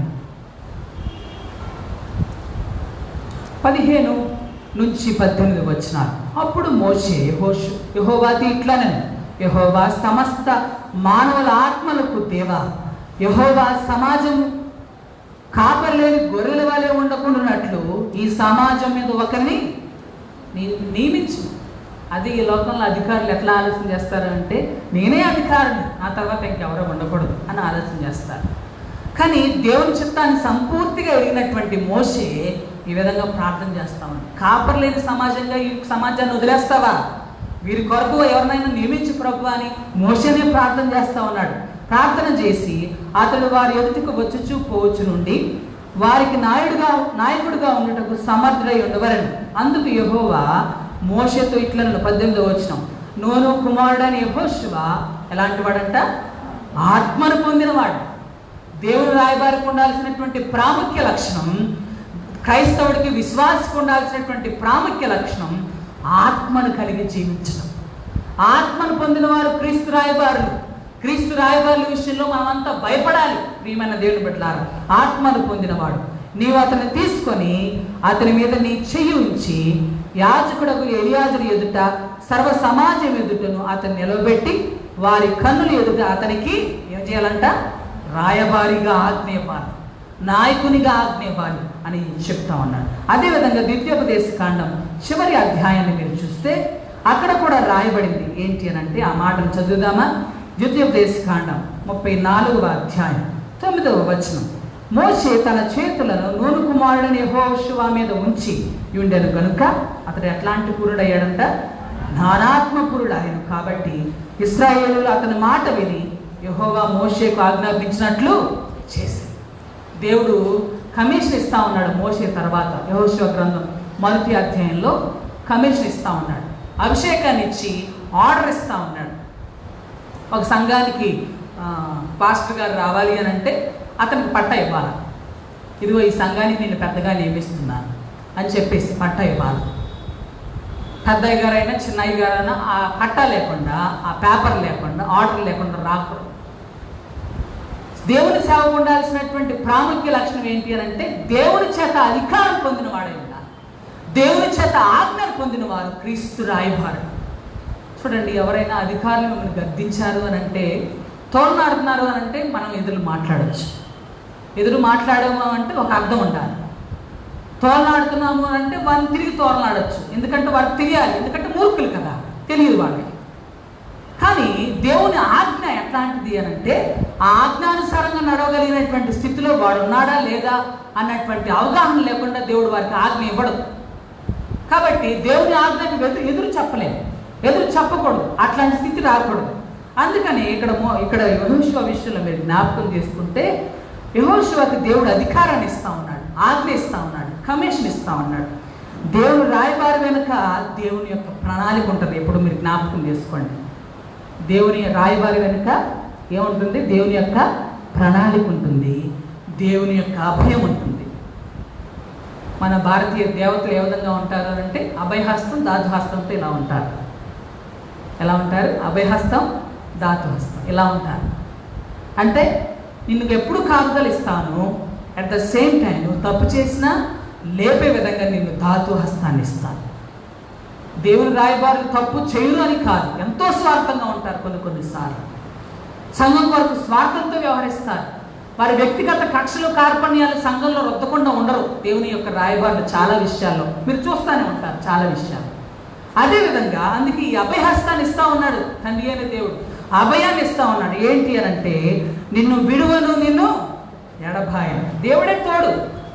దేవుని రాయబారికి ఎవరు తోడుగా ఉంటారు అంటే సంఘస్థులు తోడుగా ఉండవసరం లేదు, కమిటీ మెంబర్స్ తోడుగా ఉండవసరం లేదు. దేవుని రాయబారికి ఎవరు తోడుగా ఉంటారు అని అంటే దేవుడే తోడుగా ఉంటాడు. నిన్ను విడవను, నిన్ను ఎడబాయను. నిబ్బరము కలిగి ధైర్యంగా ఉండు. రెండవ ఆజ్ఞిస్తాను, నిబ్బరం కలిగి ధైర్యంగా ఉండు. చూడండి, ఏదైనా భవనాలన్నీ పడిపోతున్నాయి, 10,000 మంది కూలిపోతున్నారు, అయినా ధైర్యంగా ముందుకెళ్ళగలిగేటువంటి స్థితి దేవుని రాయబారికి. నిబ్బరం కలిగిన మనస్సు అంటే ఏంటి? కొంతమంది ఏంటి అని అంటే, నాకు ఒక కాలేజీలో ఒక తెలిసినటువంటి ఒక సర్వెంట్ ఉండేవాడు. ఒకే సంవత్సరంలో 2 కుమారులు, 1 కుమార్తె ఉరేసుకొని చనిపోయింది. భర్త పనిచేస్తూ చనిపోయాడు. 2 కుమారులు, 1 కుమార్తె, భర్త. దాదాపు 6-7 నెలల లోపల ఈ 4 చనిపోయారండి. ఆవిడ హృదయం ఎలా ఉంటుంది ఆలోచన చేయండి, ఎలా ఉంటుంది? ఎంత ద్రవించిపోద్ది ఆవిడ తొనకల వెనకల. చూడటానికి ఏ విధంగా ఎంత దుఃఖం ఉన్నప్పటికీ దుఃఖం చేత హృదయం దవించిపోయి మదించిపోయి ఆ దుఃఖాన్ని కూడా, ఆ దుఃఖంతో కన్నీళ్ళు కూడా బయటికి రాకుండా, ఏది ఏమైనప్పటికీ నా మనవళ్ళ కోసం నేను నిలబడాలా అన్న ధైర్యంతో నిబ్బరం కలిగి నిలబడింది. మన చుట్టూ ఎంత వ్యతిరేకలు ఉన్నప్పటికీ దేవుడు మనకు నిబ్బరాన్ని ఇస్తాడు అన్నటువంటి స్థితి మనకు రావాలి. దేవుని రాయబారికి దేవుడు నిబ్బరాన్ని ఇస్తాడు. అందుకే నిబ్బరం కలిగి ధైర్యంగా ఉండు. 6వ వచనంలో ఈ మాటలు ఉన్నాయి. 9వ వచనంలో అంటాడు ఏంటి అంటే దిగులు పడకు. రెండోది ఏంటి? జడియద్దు. దిగులు పడద్దు, జడియద్దు. చూడండి, జడుపు అంటే అర్థం ఏంటి అంటే ఎవరైనా నిలబడి వచ్చి వెనకాల కూర్చి జడిపించారనుకోండి, వెంటనే వెన్నులో భయం పడుతుంది. వెన్నులో భయం పడుతుంది. వెన్ను నుంచి తల వరకు తాగుతుంది ఆ వణుకు, ఆ భయం. అదే జడుపు అంటే జడుపు అంటే అర్థం అదే. దిగులు పడద్దు, జడియొద్దు. ఎవరు నా పక్షంగా లేరని దిగులు పడాల్సినంత అవసరం లేదు. అట్ ద సేమ్ టైం నువ్వు జడియొద్దు, భయపడకు అని చెప్పేసి అభయం ఇస్తామన్నాడు. ఈ అభయం ఇచ్చిన తర్వాత, ఇంత గొప్ప ఆశీర్వాదకరమైనటువంటి అభయం ఇచ్చిన తర్వాత దేవుడు నియమాలు పెడతా ఉన్నాడు. నేను నీకు తోడై ఉంటాను. అట్ ద సేమ్ టైం నువ్వు ఎలా జీవించాలో, దేవుని రాయబారిగా ఎలా జీవించాలో నీకు నియమాలు పెడుతున్నాను. ఏంటి అని అంటే షరతులు పెడుతున్నాడు, నియమాలు పెడుతున్నాడు. ఏంటి అని అంటే ధర్మశాస్త్రాన్ని నువ్వు అనుసరించాలి. ఏం చేయాలి? ధర్మశాస్త్రాన్ని అనుసరించాలి. 7వ వచనంలో ఆ మాటలు ఉన్నాయి. ధర్మశాస్త్రాన్ని బట్టి అనుసరించాలి, నడుచు ప్రతి మార్గంలో చక్కగా ప్రవర్తించాలి. ధర్మశాస్త్రాన్ని అనుసరించేవాడై ఉండాలి, చక్కగా ప్రవర్తించేవాడై ఉండాలి, కుడికి కానీ ఎడమ కానీ తొలగని వాడై ఉండాలి. కుడికి కానీ ఎడమ కానీ తప్పుకోకుండా, అయ్యో ఏదో అడ్డం వచ్చింది, ఏదో కష్టం వచ్చింది అని చెప్పేసి కుడికి కానీ ఎడమకు కానీ తప్పుకునే పరిస్థితికి రాయబారికి రాకూడదు. తిన్నగా నిలబడాలి. ఎంత కష్టం వచ్చినా, ఎంత వేదన వచ్చినప్పటికీ తిన్నగా నడిచేటువంటి స్థితిలో ధర్మశాస్త్రాన్ని బట్టి మనకు రావాలి. దేవుని వాక్యం అట్లాంటి నిబ్బరాన్ని, అట్లాంటి ధైర్యాన్ని మనకి ఇస్తుంది. నువ్వు చక్కగా ప్రవర్తించాలి. అదేవిధంగా 8వ వచనం మొదటి భాగంలో బోధన చేయటంలో తప్పిపోకూడదు. దేవుని వాక్యాన్ని చెప్పడంలో, దేవుని సువార్తను ప్రకటించడంలో తప్పిపోకూడదు. ఈ నియమాలన్నీ దేవుడు పెడతా ఉన్నాడు యెహోషువకి. ఇంకొకటి ఏం చేయాలి అని అంటే 8వ వచనం పార్ట్ బిలో అంటా ఉన్నాడు, నువ్వు ధ్యానించాలి. దేవుని యొక్క వాక్యాన్ని ధ్యానించి దేవుని యొక్క వాక్యంలో ఆ విధంగా నడవటానికి చాలా జాగ్రత్త పడాలి. బయటికి వెళ్ళి నడుస్తూ ఉంటాం, ఎక్కడో ఒక టేబుల్ మీద మంచి విలువైనటువంటి వస్తువు కనిపిస్తుంది, దాన్ని తీసుకోవాలని అనిపిస్తుంది ఎంతటి వ్యక్తికైనా. ఇది ఏంటి అన్న మనసు వస్తుంది. వెంటనే దొంగిలించకూడదు అన్న వాక్యం గుర్తు రావాలి. దేవుడు నీతో మాట్లాడుతున్నట్లు లెక్క. నువ్వు జాగ్రత్త పడాలి. దేవుని యొక్క వాక్యాన్ని బట్టి జాగ్రత్తగా నువ్వు ప్రవర్తించాలి. ఈ నియమాలన్నీ పెడతా ఉన్నాడు. ధ్యానించాలి, చక్కగా ప్రవర్తించాలి, కుడి కాని ఎడమ కానీ తొలగిపోకూడదు, దేవుని యొక్క వాక్యాన్ని బోధించడంలో తప్పిపోకూడదు అన్న వచనాలు 7-8 వచనాల్లో చూపిస్తా ఉన్నాడు. రాయబారి అనుసరించాల్సినటువంటి నియమ నిబంధనలు ఇవన్నీ కూడా. మూడవదిగా యెహోషువకి దేవుడు ఇస్తా ఉన్నాడు ఏంటి అని అంటే, మొదటిగా ఆయన అభయాన్ని ఇస్తూ ఉన్నాడు, రెండవదిగా షరతులు నియమాలు పెడతా ఉన్నాడు, మూడవదిగా ఏం చేస్తా ఉన్నాడు అంటే ఆశీర్వాదం ఇస్తా ఉన్నాడు. చూడండి 5వ వచనంలో, ఎవరిని ఎదుట ఏమలేరంట, నిలబడలేరు. ఎవరిని ఎదుట నిలబడలేరు. దేవుని యొక్క వాక్యానుసారంగా నువ్వు ప్రవర్తించి, వాక్యాన్ని నేర్చుకొని, వాక్యాన్ని దానిస్తూ చక్కగా ప్రవర్తించి నీ జీవితాన్ని కొనసాగిస్తే ఎవరు నీ ఎదుట నిలబడలేరు. ప్రార్థనతోనే ముందుకు కొనసాగుతావు. దేవుడు అన్నటువంటి భయంతో నువ్వు ముందుకు వెళతావు. కాబట్టి ఎవరు నీ ఎదుట నిలబడలేరు. 8వ వచనంలో నువ్వు చక్కగా వర్ధిల్లుతావు. 8వ వచనంలో అంటాడు ఏంటంటే, నువ్వు చక్కగా వర్ధిల్లుతావు. దేవుని యొక్క వాక్యంలో ఉన్నటువంటి ఆశీర్వాదం, దేవుడు నీ పక్షంగా నిలబడితే నీకు వచ్చేటువంటి ఆశీర్వాదం ఏంటి అని అంటే, ఎవరు ఏ శత్రువు నీ ఎదుట నిలబడడు, నువ్వు ప్రతి విషయంలోనూ కూడా వర్ధిల్లుతావు. అదేవిధంగా యెహోషువ జీవితం అవలంబించాడండి. అదేవిధంగా ఖచ్చితంగా యెహోవా జీవితం వర్ధిల్లింది. దాదాపు కానాను దేశంలోకి వెళ్ళి 31 మంది రాజులను ఓడించాడు. హల్లెలూయా. 31 మంది రాజులను ఓడించాడు యెహోషువ గారు. అంతమంది రాజులను జయించినటువంటి వ్యక్తి బైబిల్ గ్రంథంలో ఉన్నాడా? మీరు ఆలోచన చేయండి. 31 మంది పైగా రాజులను ఓడించాడు యెహోషువ గారు. అట్ ద సేమ్ టైం ఆయన 12 గోత్రాలకి తన స్వాస్థ్యాన్ని పొందాడు, పంచిపెట్టాడు. దేవుడు పని అప్పగించాడు. ఆ పనిని చేసి ముగించి ఆశీర్వదింపబడినటువంటి వాడు యెహోషువ. అన్ని పంచిపెట్టిన తర్వాత 12 గోత్రాలకి ఎవరి దారిని వాళ్ళు వెళ్ళిపోయిన తర్వాత చివరిగా అతను కూడా వెళ్ళిపోతూ కీనోట్ అడ్రస్ ఇచ్చి ఒక స్టేట్మెంట్ ఇచ్చాడు. ఎవర్ గ్రీన్ స్టేట్మెంట్ ఇచ్చాడు. మీరు ఎవరిని సేవించినప్పటికీ కూడా నేను నా ఇంటి వారు యెహోవాని సేవి. దేవుని రాయబారి ధర్మశాస్త్రాన్ని బట్టి నడిచినప్పుడు, దేవుని చిత్తానుసారంగా నడిచినప్పుడు ఉండేటువంటి గొప్ప ఆశీర్వాదం, పనిలో విజయం వస్తుంది, పనిలో ఆశీర్వాదం వస్తుంది, నీ కుటుంబంలో ఆశీర్వాదం వస్తుంది. చూడండి యెహోషువ గారికి దేవుని పట్ల ఎంత స్పష్టత ఉందో ఆలోచన చేయండి. ఆ స్పష్టత నీలో ఉందా? దేవుని బిడ్డగా దేవుని పని చేసి ముగించినటువంటి సందర్భాలు ఎన్ని ఉన్నాయి నీ జీవితంలో? దేవుని రాయబారిగా నువ్వెంతవరకు సఫలం అవుతున్నావు? దేవుని యొక్క విశ్వాసగా రక్షణ అనుభవించేవాడిగా ఎంతవరకు సఫలీకృతం అవుతున్నారు? ఈ విషయాన్ని మనం ఆలోచన చేయాలి. యెహోషువలో ఉన్నటువంటి ప్రాముఖ్యమైనటువంటి విషయం ఇంకొకటి ఉంది. ఏంటి అనంటే, యెహోషువ అనే మాటకు అర్థం యెహోవాయే రక్షణ అని మనం చెప్పుకున్నాం. అవునా? చెప్పుకున్నాం. యేసు ప్రభు అనేటువంటి మాట కూడా అర్థం అదే. జాషువా అనేటువంటి మాటకి, జీసస్ అనేటువంటి మాటకి ఒకే అర్థం. నూతన నిబంధనలో ఉన్నటువంటి యేసుకు పాత నిబంధనలో ఉన్నటువంటి యెహోషువ ముంగుర్తు. ఇది ఒకటి మీరు జ్ఞాపకం చేసుకోవాలి. యెహోషువ ఏ విధంగా రాజులను జయించాడో, లోకంలో ఉన్నటువంటి పాపాన్ని శిలువలో జయించిన వాడు క్రీస్తు. యెహోషువకి యేసు ప్రభుని వారికి చాలా సిమిలారిటీస్ ఉంటాయి, చాలా పోలికలు ఉంటాయి, చాలా ముంగుర్తులు ఉంటాయి. మీరు ఆలోచన చేయండి. దేవుడు పని అప్పగించాడు. 12 గోత్రాలకి కానాను స్వాస్థ్యం ఇవ్వాలి.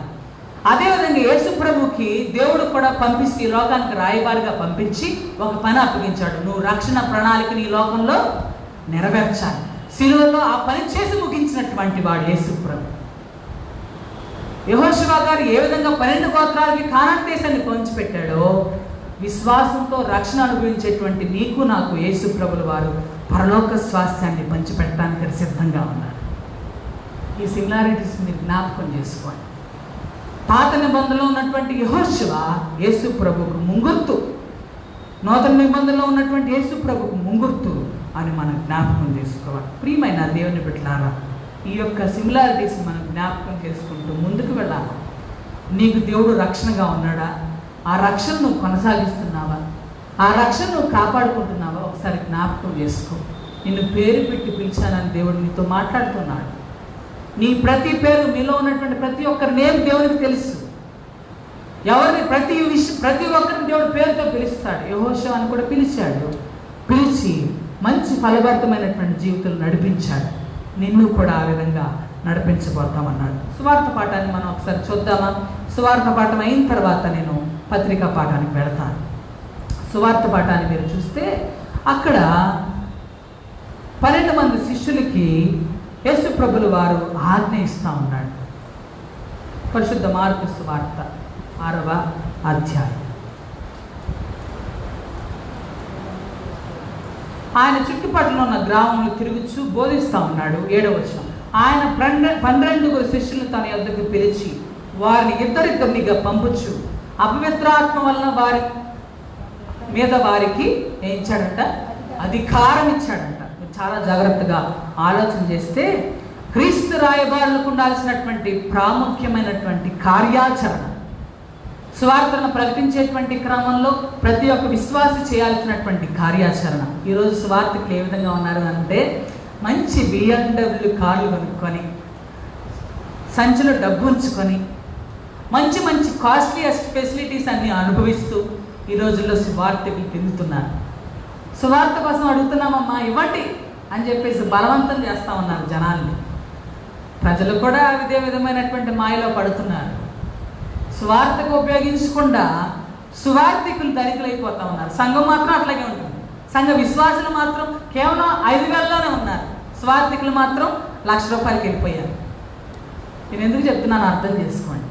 సువార్త ఎక్కడ నిజంగా జరుగుతుందో కేవలం టీవీల్లో వేలకు పెట్టి సువార్త చెప్తే ఏం ఉపయోగం? మిక్కిలి అల్పులైన నా సహోదరులు ఒకరి చేసిన నాకును. మన చుట్టూ చాలామంది ఉంటారు. వాళ్ళకి ఒక ₹100 చాలామంది. కానీ ఎవరో టీవీలో ప్రసంగం చేస్తారంటే వాడికి ఇచ్చామండి, ఎంత గొప్ప విషయం అని అనుకుంటారు. అది సేవ కాదు. అది సేవ కాదు. గుర్తుంచుకోండి, ఇక్కడ 12 మంది అపోస్తలులను పంపుతూ, క్రీస్తు రాయబారులుగా పంపుతూ కార్యాచరణ చెప్తా ఉన్నాడు. మీరు చేతికర్ర తప్ప, చెప్పులు వేసుకోవడం తప్ప మీరు ఏమీ చేయకూడదు. రొట్టెను కానీ, జాలును కానీ, సంచులో సొమ్మును కానీ, 2 అంగీలు కానీ మీరు తీసుకోకూడదు. మీరు వెళ్ళేటువంటి క్రమంలో, స్వార్థ చెప్పేటువంటి క్రమంలో నీ సౌకర్యం నువ్వు చూసుకోకూడదు. స్వార్థాన్ని వదిలిపెట్టాలా?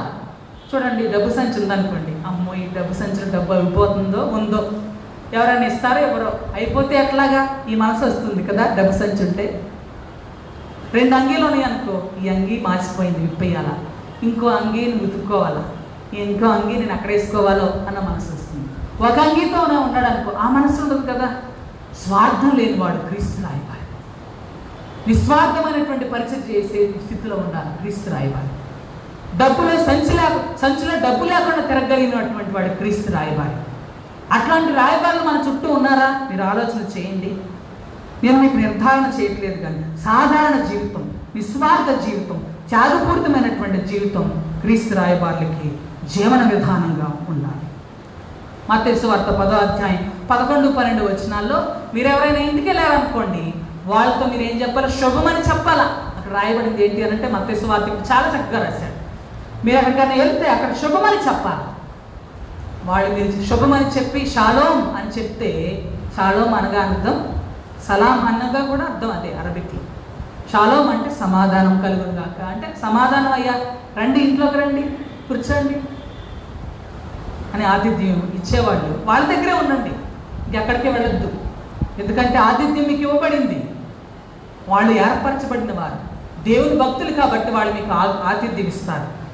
ఒకవేళ ఇవ్వకుండా తిరిగి వచ్చేసారనుకో, ఆ సమాధానం వాళ్ళు అంగీకరిస్తే, ఆతిథ్యాన్ని మీకు ఇస్తే ఆ సమాధానం వాళ్ళ మీద ఉంటుంది. వాళ్ళు అంగీకరించకపోతే సమాధానం మీ దగ్గరికి తిరిగి వస్తుంది. మీరు వెళ్ళిన ప్రతి చోట, మీరున్న ప్రతి చోట మీరు ఏం చేయాలంటే స్వార్థ ప్రకటించాలి. చూడండి, మార్కు సువార్త 6వ అధ్యాయం కింద వచనాల్లో ఏమంటాడు కదా, 12వ వచనం, కాగా వారు బయలుదేరి మారు మనస్సు పొందవల్లని ప్రకటించచ్చు. ఏం చేస్తారంట? మారు మనస్సు ప్రకటించాలి. కేవలం ఈ రోజుల్లో అద్భుతాలు ఆశ్చర్యాలు స్వస్థతల కోసం క్రైస్తవ సంఘాలు కాదండి, రాయబారులు కాదు. మారు మనసు ప్రకటించేవాడు స్వస్థతలతో పాటుగా ఆశ్చర్యకార్యాలతో పాటుగా మారు మనస్సును కలిగించేటువంటి వాడు క్రీస్తు రాయబారి. నువ్వు పాపివి అని చెప్పేవాడు క్రీస్తు రాయబారి. నువ్వు మారు మనసు పొందాలి అని ఖచ్చితంగా నిన్ను గద్దించేవాడు క్రీస్తు రాయబారి. నిన్ను మిమ్మల్ని బాగా గొప్పగా మొలక చెట్టుకి ఇచ్చేసేవాడు రాయబారులు కాదు. రాయబారులు ఏ విధంగా ఉండాలి అని అంటే విశాలమైన హృదయంతో ఉండాలి. అపోస్తలుడైన పౌలు తర్వాత అంటాడు, విశాల హృదయం మాది అని అంటాడు. ఆ విధంగా రాయబారులు ఉండాలి. శుభమని చెప్పాలి. క్రీస్తు రాయబారులకి ఆతిథ్యం ఇచ్చేటువంటి వారుగా ఉండాలి. క్రీస్తు రాయబారులకు ఉండాల్సినటువంటి ప్రాముఖ్య లక్షణం ఏంటి అని అంటే క్రీస్తు అధికారం పొందిన వారు ఉండాలి. క్రీస్తు అధికారం ఇస్తా ఉన్నాడు. మీరు ఇక్కడ ఆలోచన చేస్తే వారు అపవిత్రాత్మల మీద అధికారం ఇచ్చాడు. ఆయన అపవిత్రాత్మల మీద వారికి అధికారం ఇచ్చి పంపుతున్నాడు. వారికి అధికారం ఉంది, క్రీస్తు అధికారం ఉంది. ఆ అధికారం డబ్బు కోసమో స్వార్థం కోసం వాడుకోకూడదు, నాకు నేను సంపాదించుకోవడానికి వాడుకోకూడదు. అధికారం దేవుడు ఏం చేశాడు? డబ్బులతో ఇచ్చాడా? డబ్బు పెడితే ఇచ్చాడా? అధికారం ఉచితంగా ఇవ్వబడింది. కాబట్టి నాకున్నటువంటి అధికారం నేను ఉచితంగా ప్రదర్శించాలి, ఉచితంగా మీకు ప్రార్థన చేయాలి. చూడండి, మేము వెళ్ళకొచ్చినప్పుడు లేకపోతే గృహ దర్శనానికి వచ్చినప్పుడు ప్రార్థన చేసిన తర్వాత మీరు మాకు కానుకలు ఇవ్వాలన్న రూల్ ఏమీ లేదు. దశంభాగం దేవునికి రావాలి. వ్యవస్థాగతమైనటువంటి ఈ వ్యవస్థల్లో మాకు జీతాలు వస్తున్నాయి. మీ యొక్క కానుకల ద్వారా మాకు భత్యం వస్తుంది. కాబట్టి మాకు కానుకలు ఇవ్వాల్సినటువంటి అవసరం లేదు. కానుకలు ఇవ్వకపోవటం అది మీ చిత్తం. ప్రియమైన దేవుని బిడ్డలారా, కేవలం స్వార్థం కోసం క్రీస్తు రాయబారిగా నేను ఉండకూడదు. అదే విషయాన్ని ఇక్కడ చెప్తున్నాడు. నా అధికారాన్ని స్వేచ్ఛగా వాడాల్సినటువంటి అవసరత ఉంది. ఉచితంగా దేవుని రాయబారులు ఉచితంగా పొందారు అధికారాన్ని. ఉచితంగా మేము ప్రదర్శించాలి, ఉచితంగా ఇవ్వాల్సినటువంటి అవసరత ఉంది. ఎవరైతే ఆతిథ్యం ఇస్తారో వారి ఆతిథ్యం స్వీకరించాలి. అవునా కదా? ఎవరైతే అతిథిగా వచ్చిన వాడిని నిరాకరించడం లోకంలో ఉన్నటువంటి మర్యాద కాదు. కాబట్టి ఆతిథ్యాన్ని ఖచ్చితంగా మనం స్వీకరించాలి, స్వీకరించి ముందుకెళ్ళాలి. ఈ స్వీకరించేటువంటి క్రమంలో ఆ ఆతిథ్యాన్ని ఎవరైతే ఇవ్వకుండా నిరాకరించారో, దేవుని యొక్క స్వార్థని ఎవరైతే నమ్మకుండా అయ్యా వెళ్ళిపో నీ స్వార్థం మాకు అవసరం లేదన్నారో వాళ్ళ దగ్గర మన పాదాన్ని దులిపివేయాలి. అప్పటికి యేసుప్రభు మరణించలా. యేసుప్రభు కూడా స్వార్థ మారు మనసును ప్రకటిస్తూ ఉన్నాడు. అప్పుడే చెప్పబడినటువంటి మాట స్వార్థ లక్షణం, రాయబారికి ఉండాల్సినటువంటి లక్షణం. ఎవరైతే అంగీకరించలేదో వారి పాదాలను దులిపివేయాలి. అప్పుడు ఒక కీర్తనాకారుడు పాడుతూ ఉన్నాడు కదా, చూడండి 267వ కీర్తనలో మేడికాయలు సాధువు గారు పాడుతూ ఉన్నాడు. ఆయన సాధువే, పాపం సాధు జీవితాన్ని జీవించాడు. మేడికాయలు సాధువు గారు జీవిస్తూ పాట పాడుతూ ఉన్నాడు కదా, ఎంతో సుందరమైనవి ధరగిరులపై ఎంతో అందమైనవి. వాళ్ళ పాదాలు ఎంత అందమైనయో కదా, దేవుని కొరకు పాడుపడేటువంటి పాదాలు, దేవుని యొక్క స్వార్థ కొరకు రాళ్లలో నిప్పుల్లో నడిచేటువంటి పాదాలు. ప్రియమైన దేవుని బిడ్డలారా, ఆ పాదాలు ఎంత రమ్యమైనవి, ఆ పాదాలకి ఎంత కురిపిగా ఉన్నప్పటికీ ఆత్మీయ స్థితిలో చూస్తే ఆ పాదాలు చాలా అందమైనవి. దేవుని సేవ చేసేటువంటి క్రమంలో నా అంగి మాయకుండా నేను సేవ చేస్తే నేను చాలా చక్కగా బ్రతికినట్లు లెక్క, చాలా చక్కగా జీవిస్తున్నట్లు లెక్క. దేవుని సేవలో నా అంగి మార్చింది అని అంటే నేను దేవుని సేవ చేస్తున్నాను అనటానికి గుర్తు. ప్రియమైన దేవుని బిడ్డ ఆలోచన చేయండి. 3వ వచనం అంటాడు, యేసు క్రీస్తు రారాజయ్యున్నాడనుచు బాసురంబుగా తెలుపుచు. యేసుక్రీస్తే రాజు, కాబట్టి ఈయన గురించి నేను తెలుపుతున్నాను అని చెప్పేసి అంటా ఉన్నాను. వాసిగా ప్రభు యేసు వసుధ రక్షకుడనుచు ఈ సువార్తను ఈ చాట నెమ్మది నొంద దోసకారి జనంబులందరికి సుమంగళ వార్త తెలుపుచు దోసమంతయు పాపు మన ప్రభు యేసు చూపెడు వారి పాదము ఎంతో ఎంత సుందరమైనయో. ఆ పాదాలు నలిగిపోయి ఉంటాయి, ఆ పాదాలు నల్లగా కమిలిపోయి ఉంటాయి, ముళ్ళ మీద నడిచి చాలా పుండ్లు పడి ఉంటాయి, కానీ ఆ పాదాలు ఎంత రమ్యమైనవో ప్రభువా నీ సేవకుల పాదాలు అని పాడతాం. మనం ఈ స్థితిలో ఉన్నాం. దేవుని సేవకులకు ఒక్కడిగానే ముందుకు వెళ్ళినటువంటి పరిస్థితిలో ఉన్నారు చాలా మంది. మూడవ పాఠాన్ని మీరు చూస్తే, రెండవ పాఠాన్ని చూస్తే పత్రికా పాఠంలో అపోస్తులైన పౌలు అంటాడు కదా, ఈ లోకంలో అందరూ దేవుని సమాధానాన్ని కోల్పోయారు. నేను ముగించేస్తాను. ఈ లోకంలో అందరూ దేవుని సమాధానాన్ని కోల్పోయారు. యెషయా గ్రంథం 1వ అధ్యాయం 2వ వచనంలో అంటాడు కదా, తన కుమారుడు తప్పిపోతే, తన కూతురో కొడుకు తప్పిపోతే, తన కూతురుకో కొడుకో ఏదో అపాయం జరిగితే దేవుడు అంతగా ఒక తండ్రి ఏ విధంగా బాధపడతాడో ఆ విధంగా దేవుడు బాధపడ్డాడు. చూడండి, సృష్టితో చెప్పుకున్నాడు తన బాధను, సృష్టితో పంచుకున్నాడు. యెషయా గ్రంథం 1వ అధ్యాయం, యెషయా గ్రంథం 1వ అధ్యాయం 2వ వచనం చదువుతారు ఎవరన్నా? యెహోవా మాట్లాడుచున్నాడు, ఆకాశం ఆలకించుము, భూమి చెవియొగ్గుము, నేను పిల్లలను పెంచి గొప్పవారినిగా చేసి తిని. వాళ్ళు ఏం చేశారంట? పాపం చేసేటువంటి ప్రతి వ్యక్తి, పాపం చేసేటువంటి ప్రతి వాడు దేవుని చేత, తండ్రి అయిన దేవుని మీద తిరుగుబడిన వారితో సమానం. పాపం చేసేటువంటి ప్రతి వ్యక్తి దేవుని మీద తిరుగుబాటు చేసిన వారితో సమానం. ఎప్పుడైనా ఆలోచన చేశారా? పాపం చేసి దేవునికి మనకున్నటువంటి సమాధానాన్ని కోల్పోతున్నాం. మనం ఆ సమాధానాన్ని కోల్పోయాం కాబట్టి యేసుక్రీస్తుని ఈ లోకంలో దేవుడు పంపించాడు. ఆయన పంపించి నీ కోసం నా కోసం మరణించే విధంగా శిలువకు అప్పగించాడు.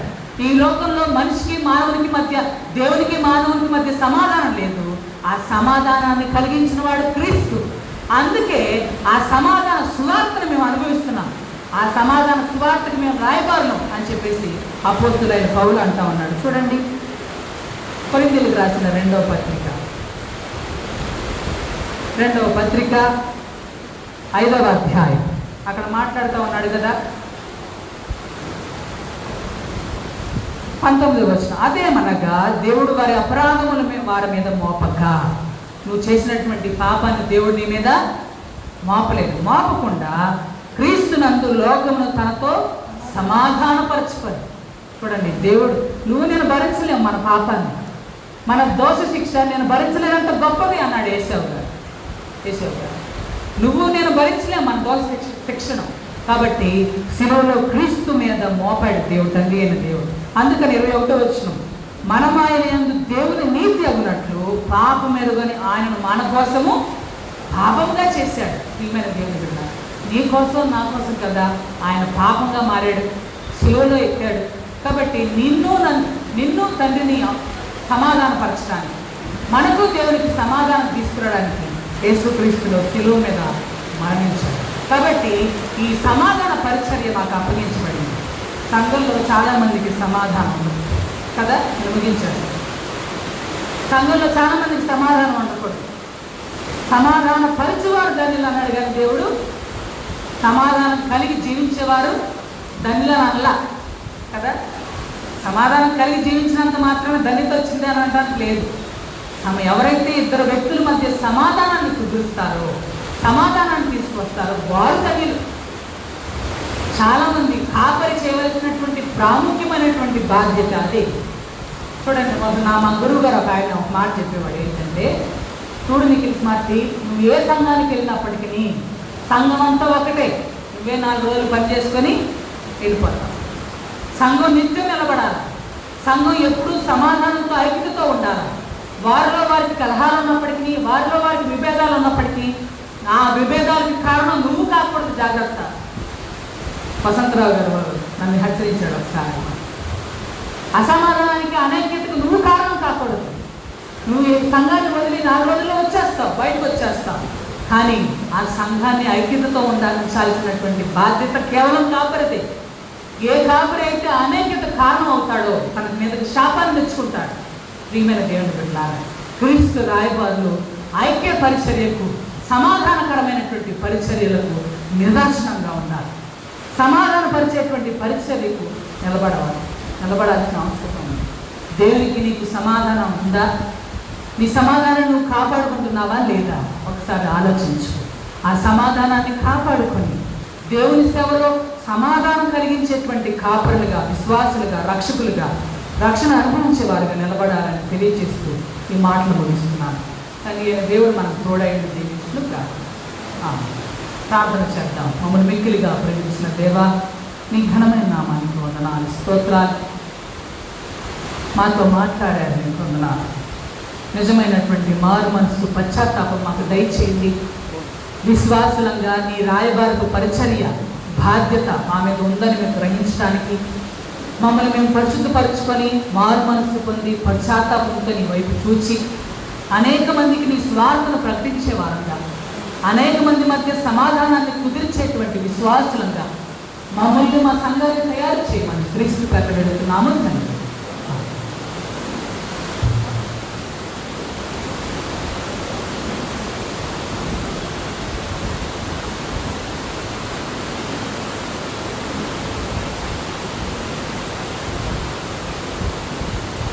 మనమందరం అదే రీతిగా నిలుచుండి నైత్య విశ్వాస ప్రమాణాన్ని కలిసి చెప్పుట ద్వారా మన విశ్వాసాన్ని వెల్లడి చేయాలి.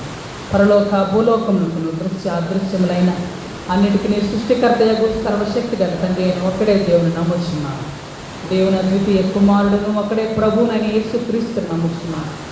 ఆయన అన్ని లోకముల కన్నా ముందు తన తండ్రి నుండి జన్మించిన వాడును, దేవుని నుండి దేవుడును, వెలుగు నుండి వెలుగును, నిజమైన దేవుని నుండి నిజమైన దేవుడును, సృజింపబడక జన్మించిన వాడు, తండ్రితో ఏకత్వం గలవాడునై ఉన్నాడు. సమస్తమును ఆయన మూలంగా కలిగింది. ఆయన మనుషులమైన మన కొరకును, మన రక్షణ కొరకును పరలోకం నుండి దిగివచ్చి పరిశుద్ధాత్మ వలన కన్యకు మరియు శరీరధారి మనుషుడాయన. ఆయన మన కొరకు పొంటిపిల్ల అర్థాల మనసులో వేయబడి, ఆయన బాధపడి పాటుపడి లేఖనముల ప్రకారం 3వ దినం తిరిగి లేచి పరలోకమునికెక్కి తండ్రి కుడి చేతి వైపున కూర్చుండి ఉన్నాడు.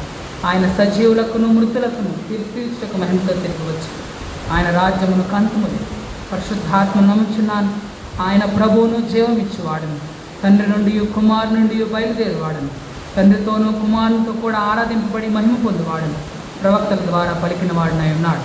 మరియు సార్వత్రికము అపోస్తలికమైన ఒకటే పరిశుద్ధ సంఘము నమ్ముచున్నాను.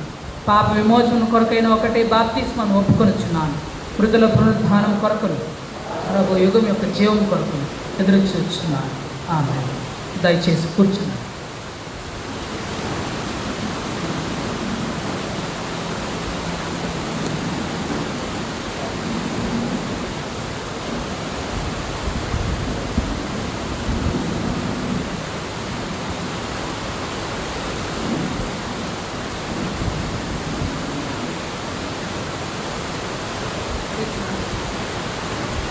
క్రీస్తునందు ప్రియమైన దేవుని బిడ్డలారా, మరొకసారి అందరికీ కృతజ్ఞతలు తెలియజేస్తున్నాను. దేవుని యొక్క మహాకృపలో మరొకసారి దేవుని సన్నిధిలో కనబడేటువంటి భాగ్యాన్ని దేవుడు మనం ఇచ్చాడు. అందరి బట్టి దేవుని వందనాలు తెలియజేస్తున్నాను. గత వారం అర్పణ వివరాలు చూద్దా.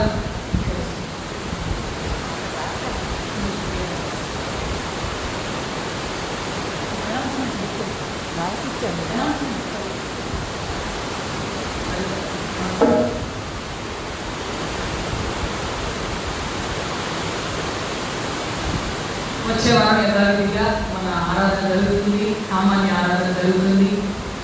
8:30 గంటలకు, ఉదయం 8:30 గంటలకు యథావిధిగా సామాన్య ఆరాధన జరుగుతుందని తెలియజేస్తూ ఉంటున్నాను.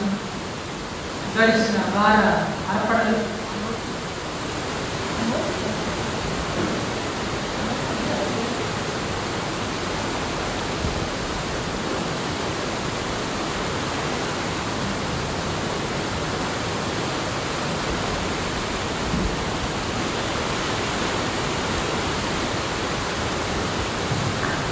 గత వారం దేవునికి అర్పింపబడిన అర్పణలు 8,000. General offerings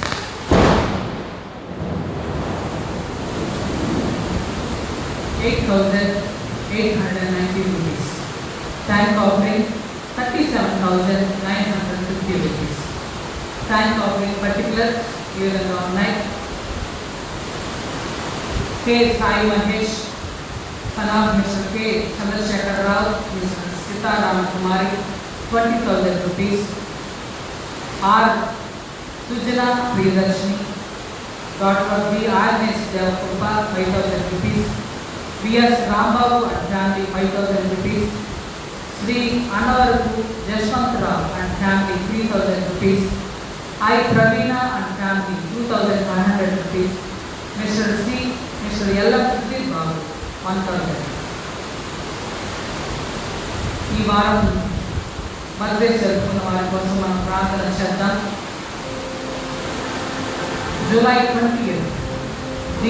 Annie Shalom, daughter of Sridevi. 22nd, B. Naveen Kumar, son of K. Kanakaraju. 23rd, Chakradhar, son of Shambhav Garu. 24th, Prashant Kumar, son of H.R. Manikya Rao Garu.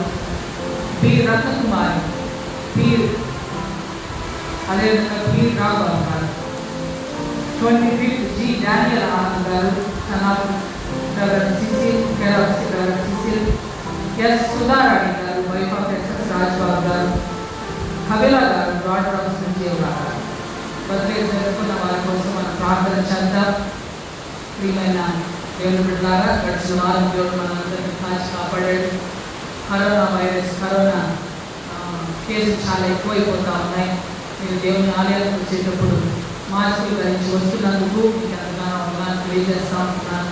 చాలా ప్రదేశాల్లో ఆరాధన జరుపుకునేటువంటి అవకాశాలు లేవు, కానీ దేవుడు మనకు అనుగ్రహించాడు. అందుని బట్టి దేవుని స్థితించాలి. కరోనా వారి కోసం, కరోనా పేషెంట్స్ కోసం, శానిటేషన్ సిబ్బంది కోసం, డాక్టర్స్ కోసం, నర్స్ కోసం, స్టాఫ్ కోసం మీరు ప్రార్థించాల్సినటువంటి అవసరం ఉంది అని మరొకసారి నేను మీకు తెలియజేస్తూ ఉన్నాను. అదేవిధంగా నారాజు రాజబాబు గారు 6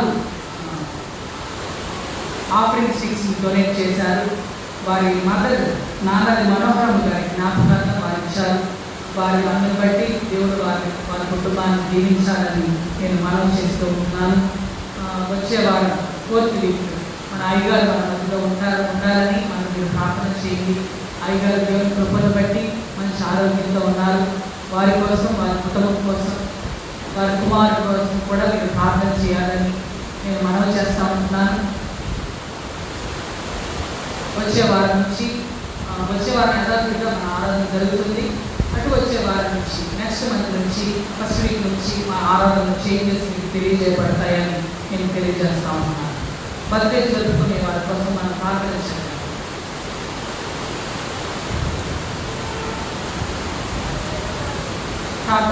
ప్రేమ తండ్రి, నీ ఘనమైన నామానికి వందనాలు. ఈ వారంలో బర్త్డే జరుపుకోబోతున్నటువంటి బిడ్డల కొరకు నీకు వందనాలు. ఆయన ఆరోగ్యాలు దయచేసి జీవించాలని ఎంతగానో వందనాలు.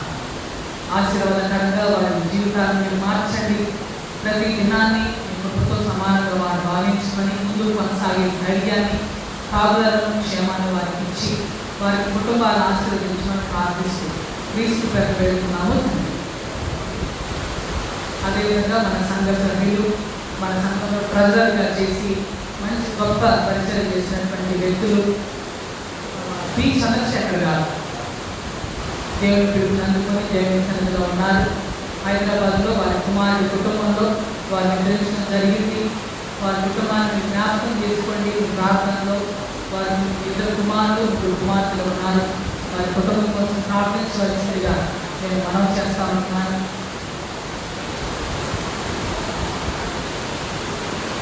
మనందరం లేచి నిలిచి వారి కోసం 2 నిమిషాలు మౌనాన్ని పాటించి మన సానుభూతిగా కుటుంబాన్ని పిలిచారు.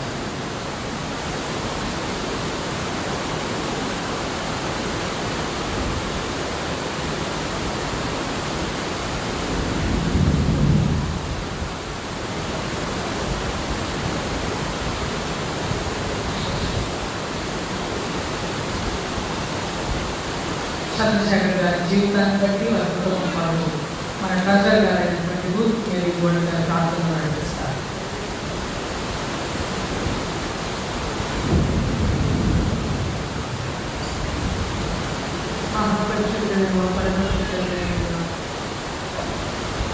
ఈ యొక్క సమయంలో ప్రభా మరి మా సంఘానికి ప్రభా రెగ్యులర్గా పనిచేసినటువంటి చంద్రశేఖర్ గారి బట్టి మేము మనం తీసుకుంటున్నాం ప్రభా. ఆయన ఇచ్చినటువంటి ఆలోచనలు గుర్తించుకుంటున్నాం ప్రభా. వారి కన్నా ముందు వారి యొక్క సరైన గారిని చదివి చేసుకోవాలని తెలుసుకుంటున్నాం. అలాగే మీ సేవకు ప్రభా మరి ఈ యొక్క ఆలయానికి మరి ప్రభా ఆదరణ మరి చక్కగా ఈ యొక్క సన్నిధిలో గడిచినటువంటి దినాలను జ్ఞాపకం చేసుకుంటున్నాం ప్రభా. వారికి ఇచ్చినటువంటి బిడ్డలను బట్టి మీకు వందనాలు. 2 కుమారులు 3 కుమార్తెలను బట్టి తీసుకుంటారు. మరి వృద్ధాప్యంలో ఉన్నప్పుడు వారు ఆ బిడ్డను ప్రభా జాగ్రత్తగా చూసుకుని ప్రభా మరి మీ సన్నిధిలో గడపడానికి ఇచ్చినటువంటి గొప్పలను మీరు తీసుకుంటారు. వారి యొక్క కుటుంబాన్ని మీరు ఆదరణ దయచేయండి ప్రభా.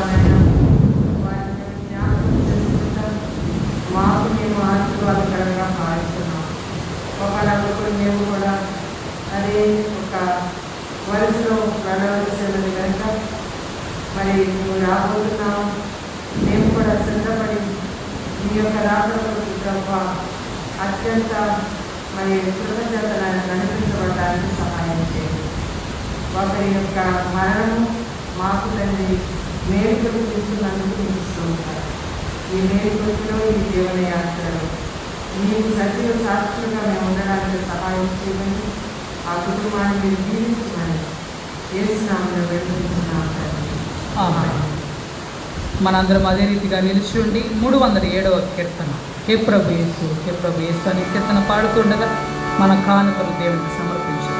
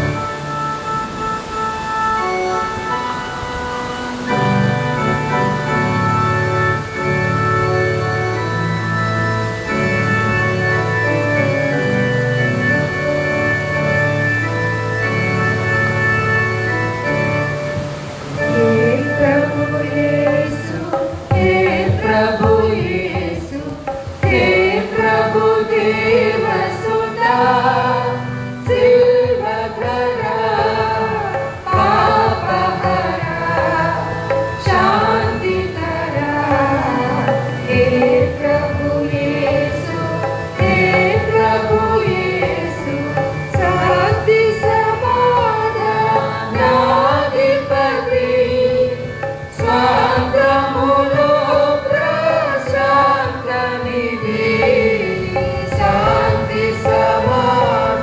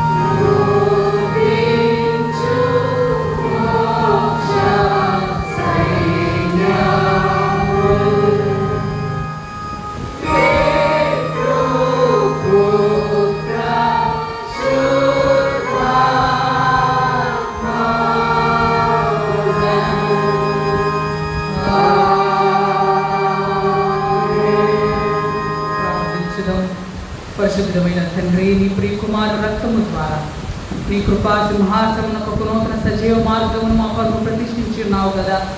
మేము అయోగ్యులమైనను నీ కుమారుడు ద్వారా నీ యొద్దకు వచ్చుచున్నాము. మమ్మను ఈ మార్పులను అంగీకరించి నీ మహిమ కొరకు ఉపయోగించుకునమని వినయముతో బతిమాలు కొనుచున్నాము. భూమి ఆకాశం యందున్న సమస్తము నీవి, నీ దాని నుండి మేము నీకు ఇచ్చుచున్నాము.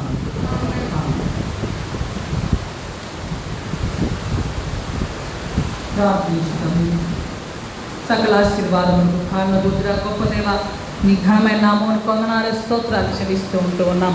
మంచి వాతావరణాన్ని మాకు దయచేశారు. సకాలంలో వర్షాలు కురిసేటువంటి భాగ్యాన్ని ఇచ్చారు.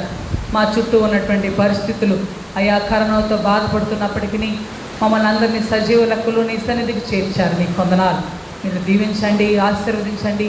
మీ చిత్తానుసారంగా ప్రభు ఆరోగ్యంతో ఈ లోకంలో బ్రతికేటువంటి భాగ్యాన్ని విశ్వాసంగా మాకు దయచేయమని ప్రార్థన చేస్తూ ఉంటున్నాం. నీ కొరకు రాయబార స్థితిని అనుభవించడానికి, రాయబార బాధ్యతను మేము పులుపుచ్చుకోవడానికి నీ కొరకు చూపించండి. కరోనా వ్యాధిగ్రస్తుల కొరకు నీ కొందనాలు, శానిటేషన్ సిబ్బందుల కొరకు నీ కొందనాలు, డాక్టర్స్ కొరకు, నర్సుల కొరకు, దేవా హాస్పిటల్లో పనిచేస్తున్నటువంటి సిబ్బంది కొరకు నీకు ఎంతగానో వందనాలు. నీ జ్ఞానాన్ని ఇచ్చి అయా కరోనాతో బాధపడుతున్నటువంటి బిడ్డలందరినీ ప్రభువా నీ స్వస్థతని ప్రకటించి ఆశీర్వదించి మనం ప్రార్థిస్తుంటున్నాం. కరోనాతో ఎంతోమంది అయా కోల్పోయినటువంటి స్థితిలో కుటుంబాల్లో బాధపడుతూ ఉన్నారు. ఆ కుటుంబాలను మీరు దర్శించండి. మీ చిత్తానుసారంగా అయా ఈ శిక్ష మానవాళి మీద ఉంది అని మేము తలుస్తూ ప్రభువా ఆయా ఈ శిక్షకు తల ఉంచుతూ సంఘంగా నీ వైపు చూస్తూ ఉన్నాం. తండ్రి, దీని నుంచి తప్పించి నినివే పట్టణ ప్రజలు నీ వైపు చూసినప్పుడు ఏ విధంగా కనికరించారో ఆ విధమైనటువంటి కనికరం మా పట్ల, మా దేశం పట్ల, మా సంఘం పట్ల చూపించి మనం ప్రార్థిస్తుంటున్నాం. దేవా, అనారోగ్యంతో బాధపడుతున్నటువంటి శారమ్మ గారిని బట్టి నీ కొందనాలు, మంచి ఆరోగ్యాన్ని ఇచ్చి లేవనెత్తి మనం ప్రార్థిస్తుంటున్నాం. దేవా, మా సంఘ కాపరి గురువులను బట్టి నీకు ఎంతగానో వందనాలు.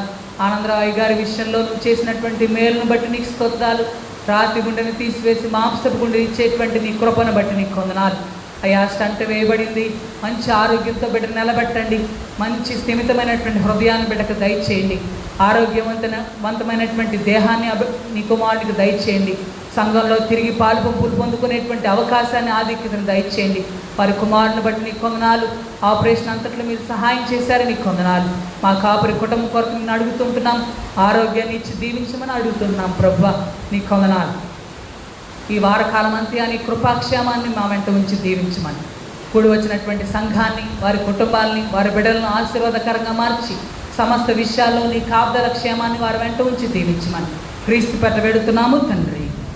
సర్వశక్తి గల సత్యుడు ఒక దేవా, సంఘం యొక్క శరీరం అంతటినీ నీ ఆత్మచేత ఏలి శుద్ధి చేయుచున్నావు కదా.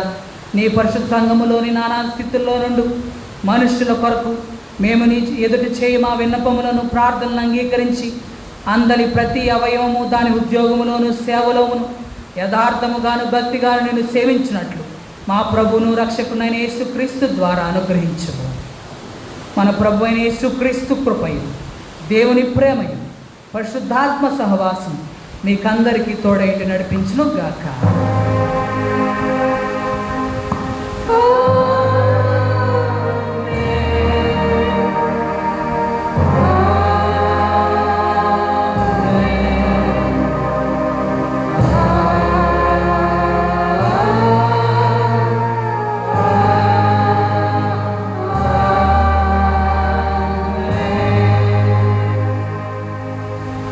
లేచి నిలిచిండి ఉన్న పాటను వచ్చుచున్నాను నీ పాద అనే కీర్తన పాడుతూ ప్రభు భోజనమును కొరకే సిద్ధపడతాను.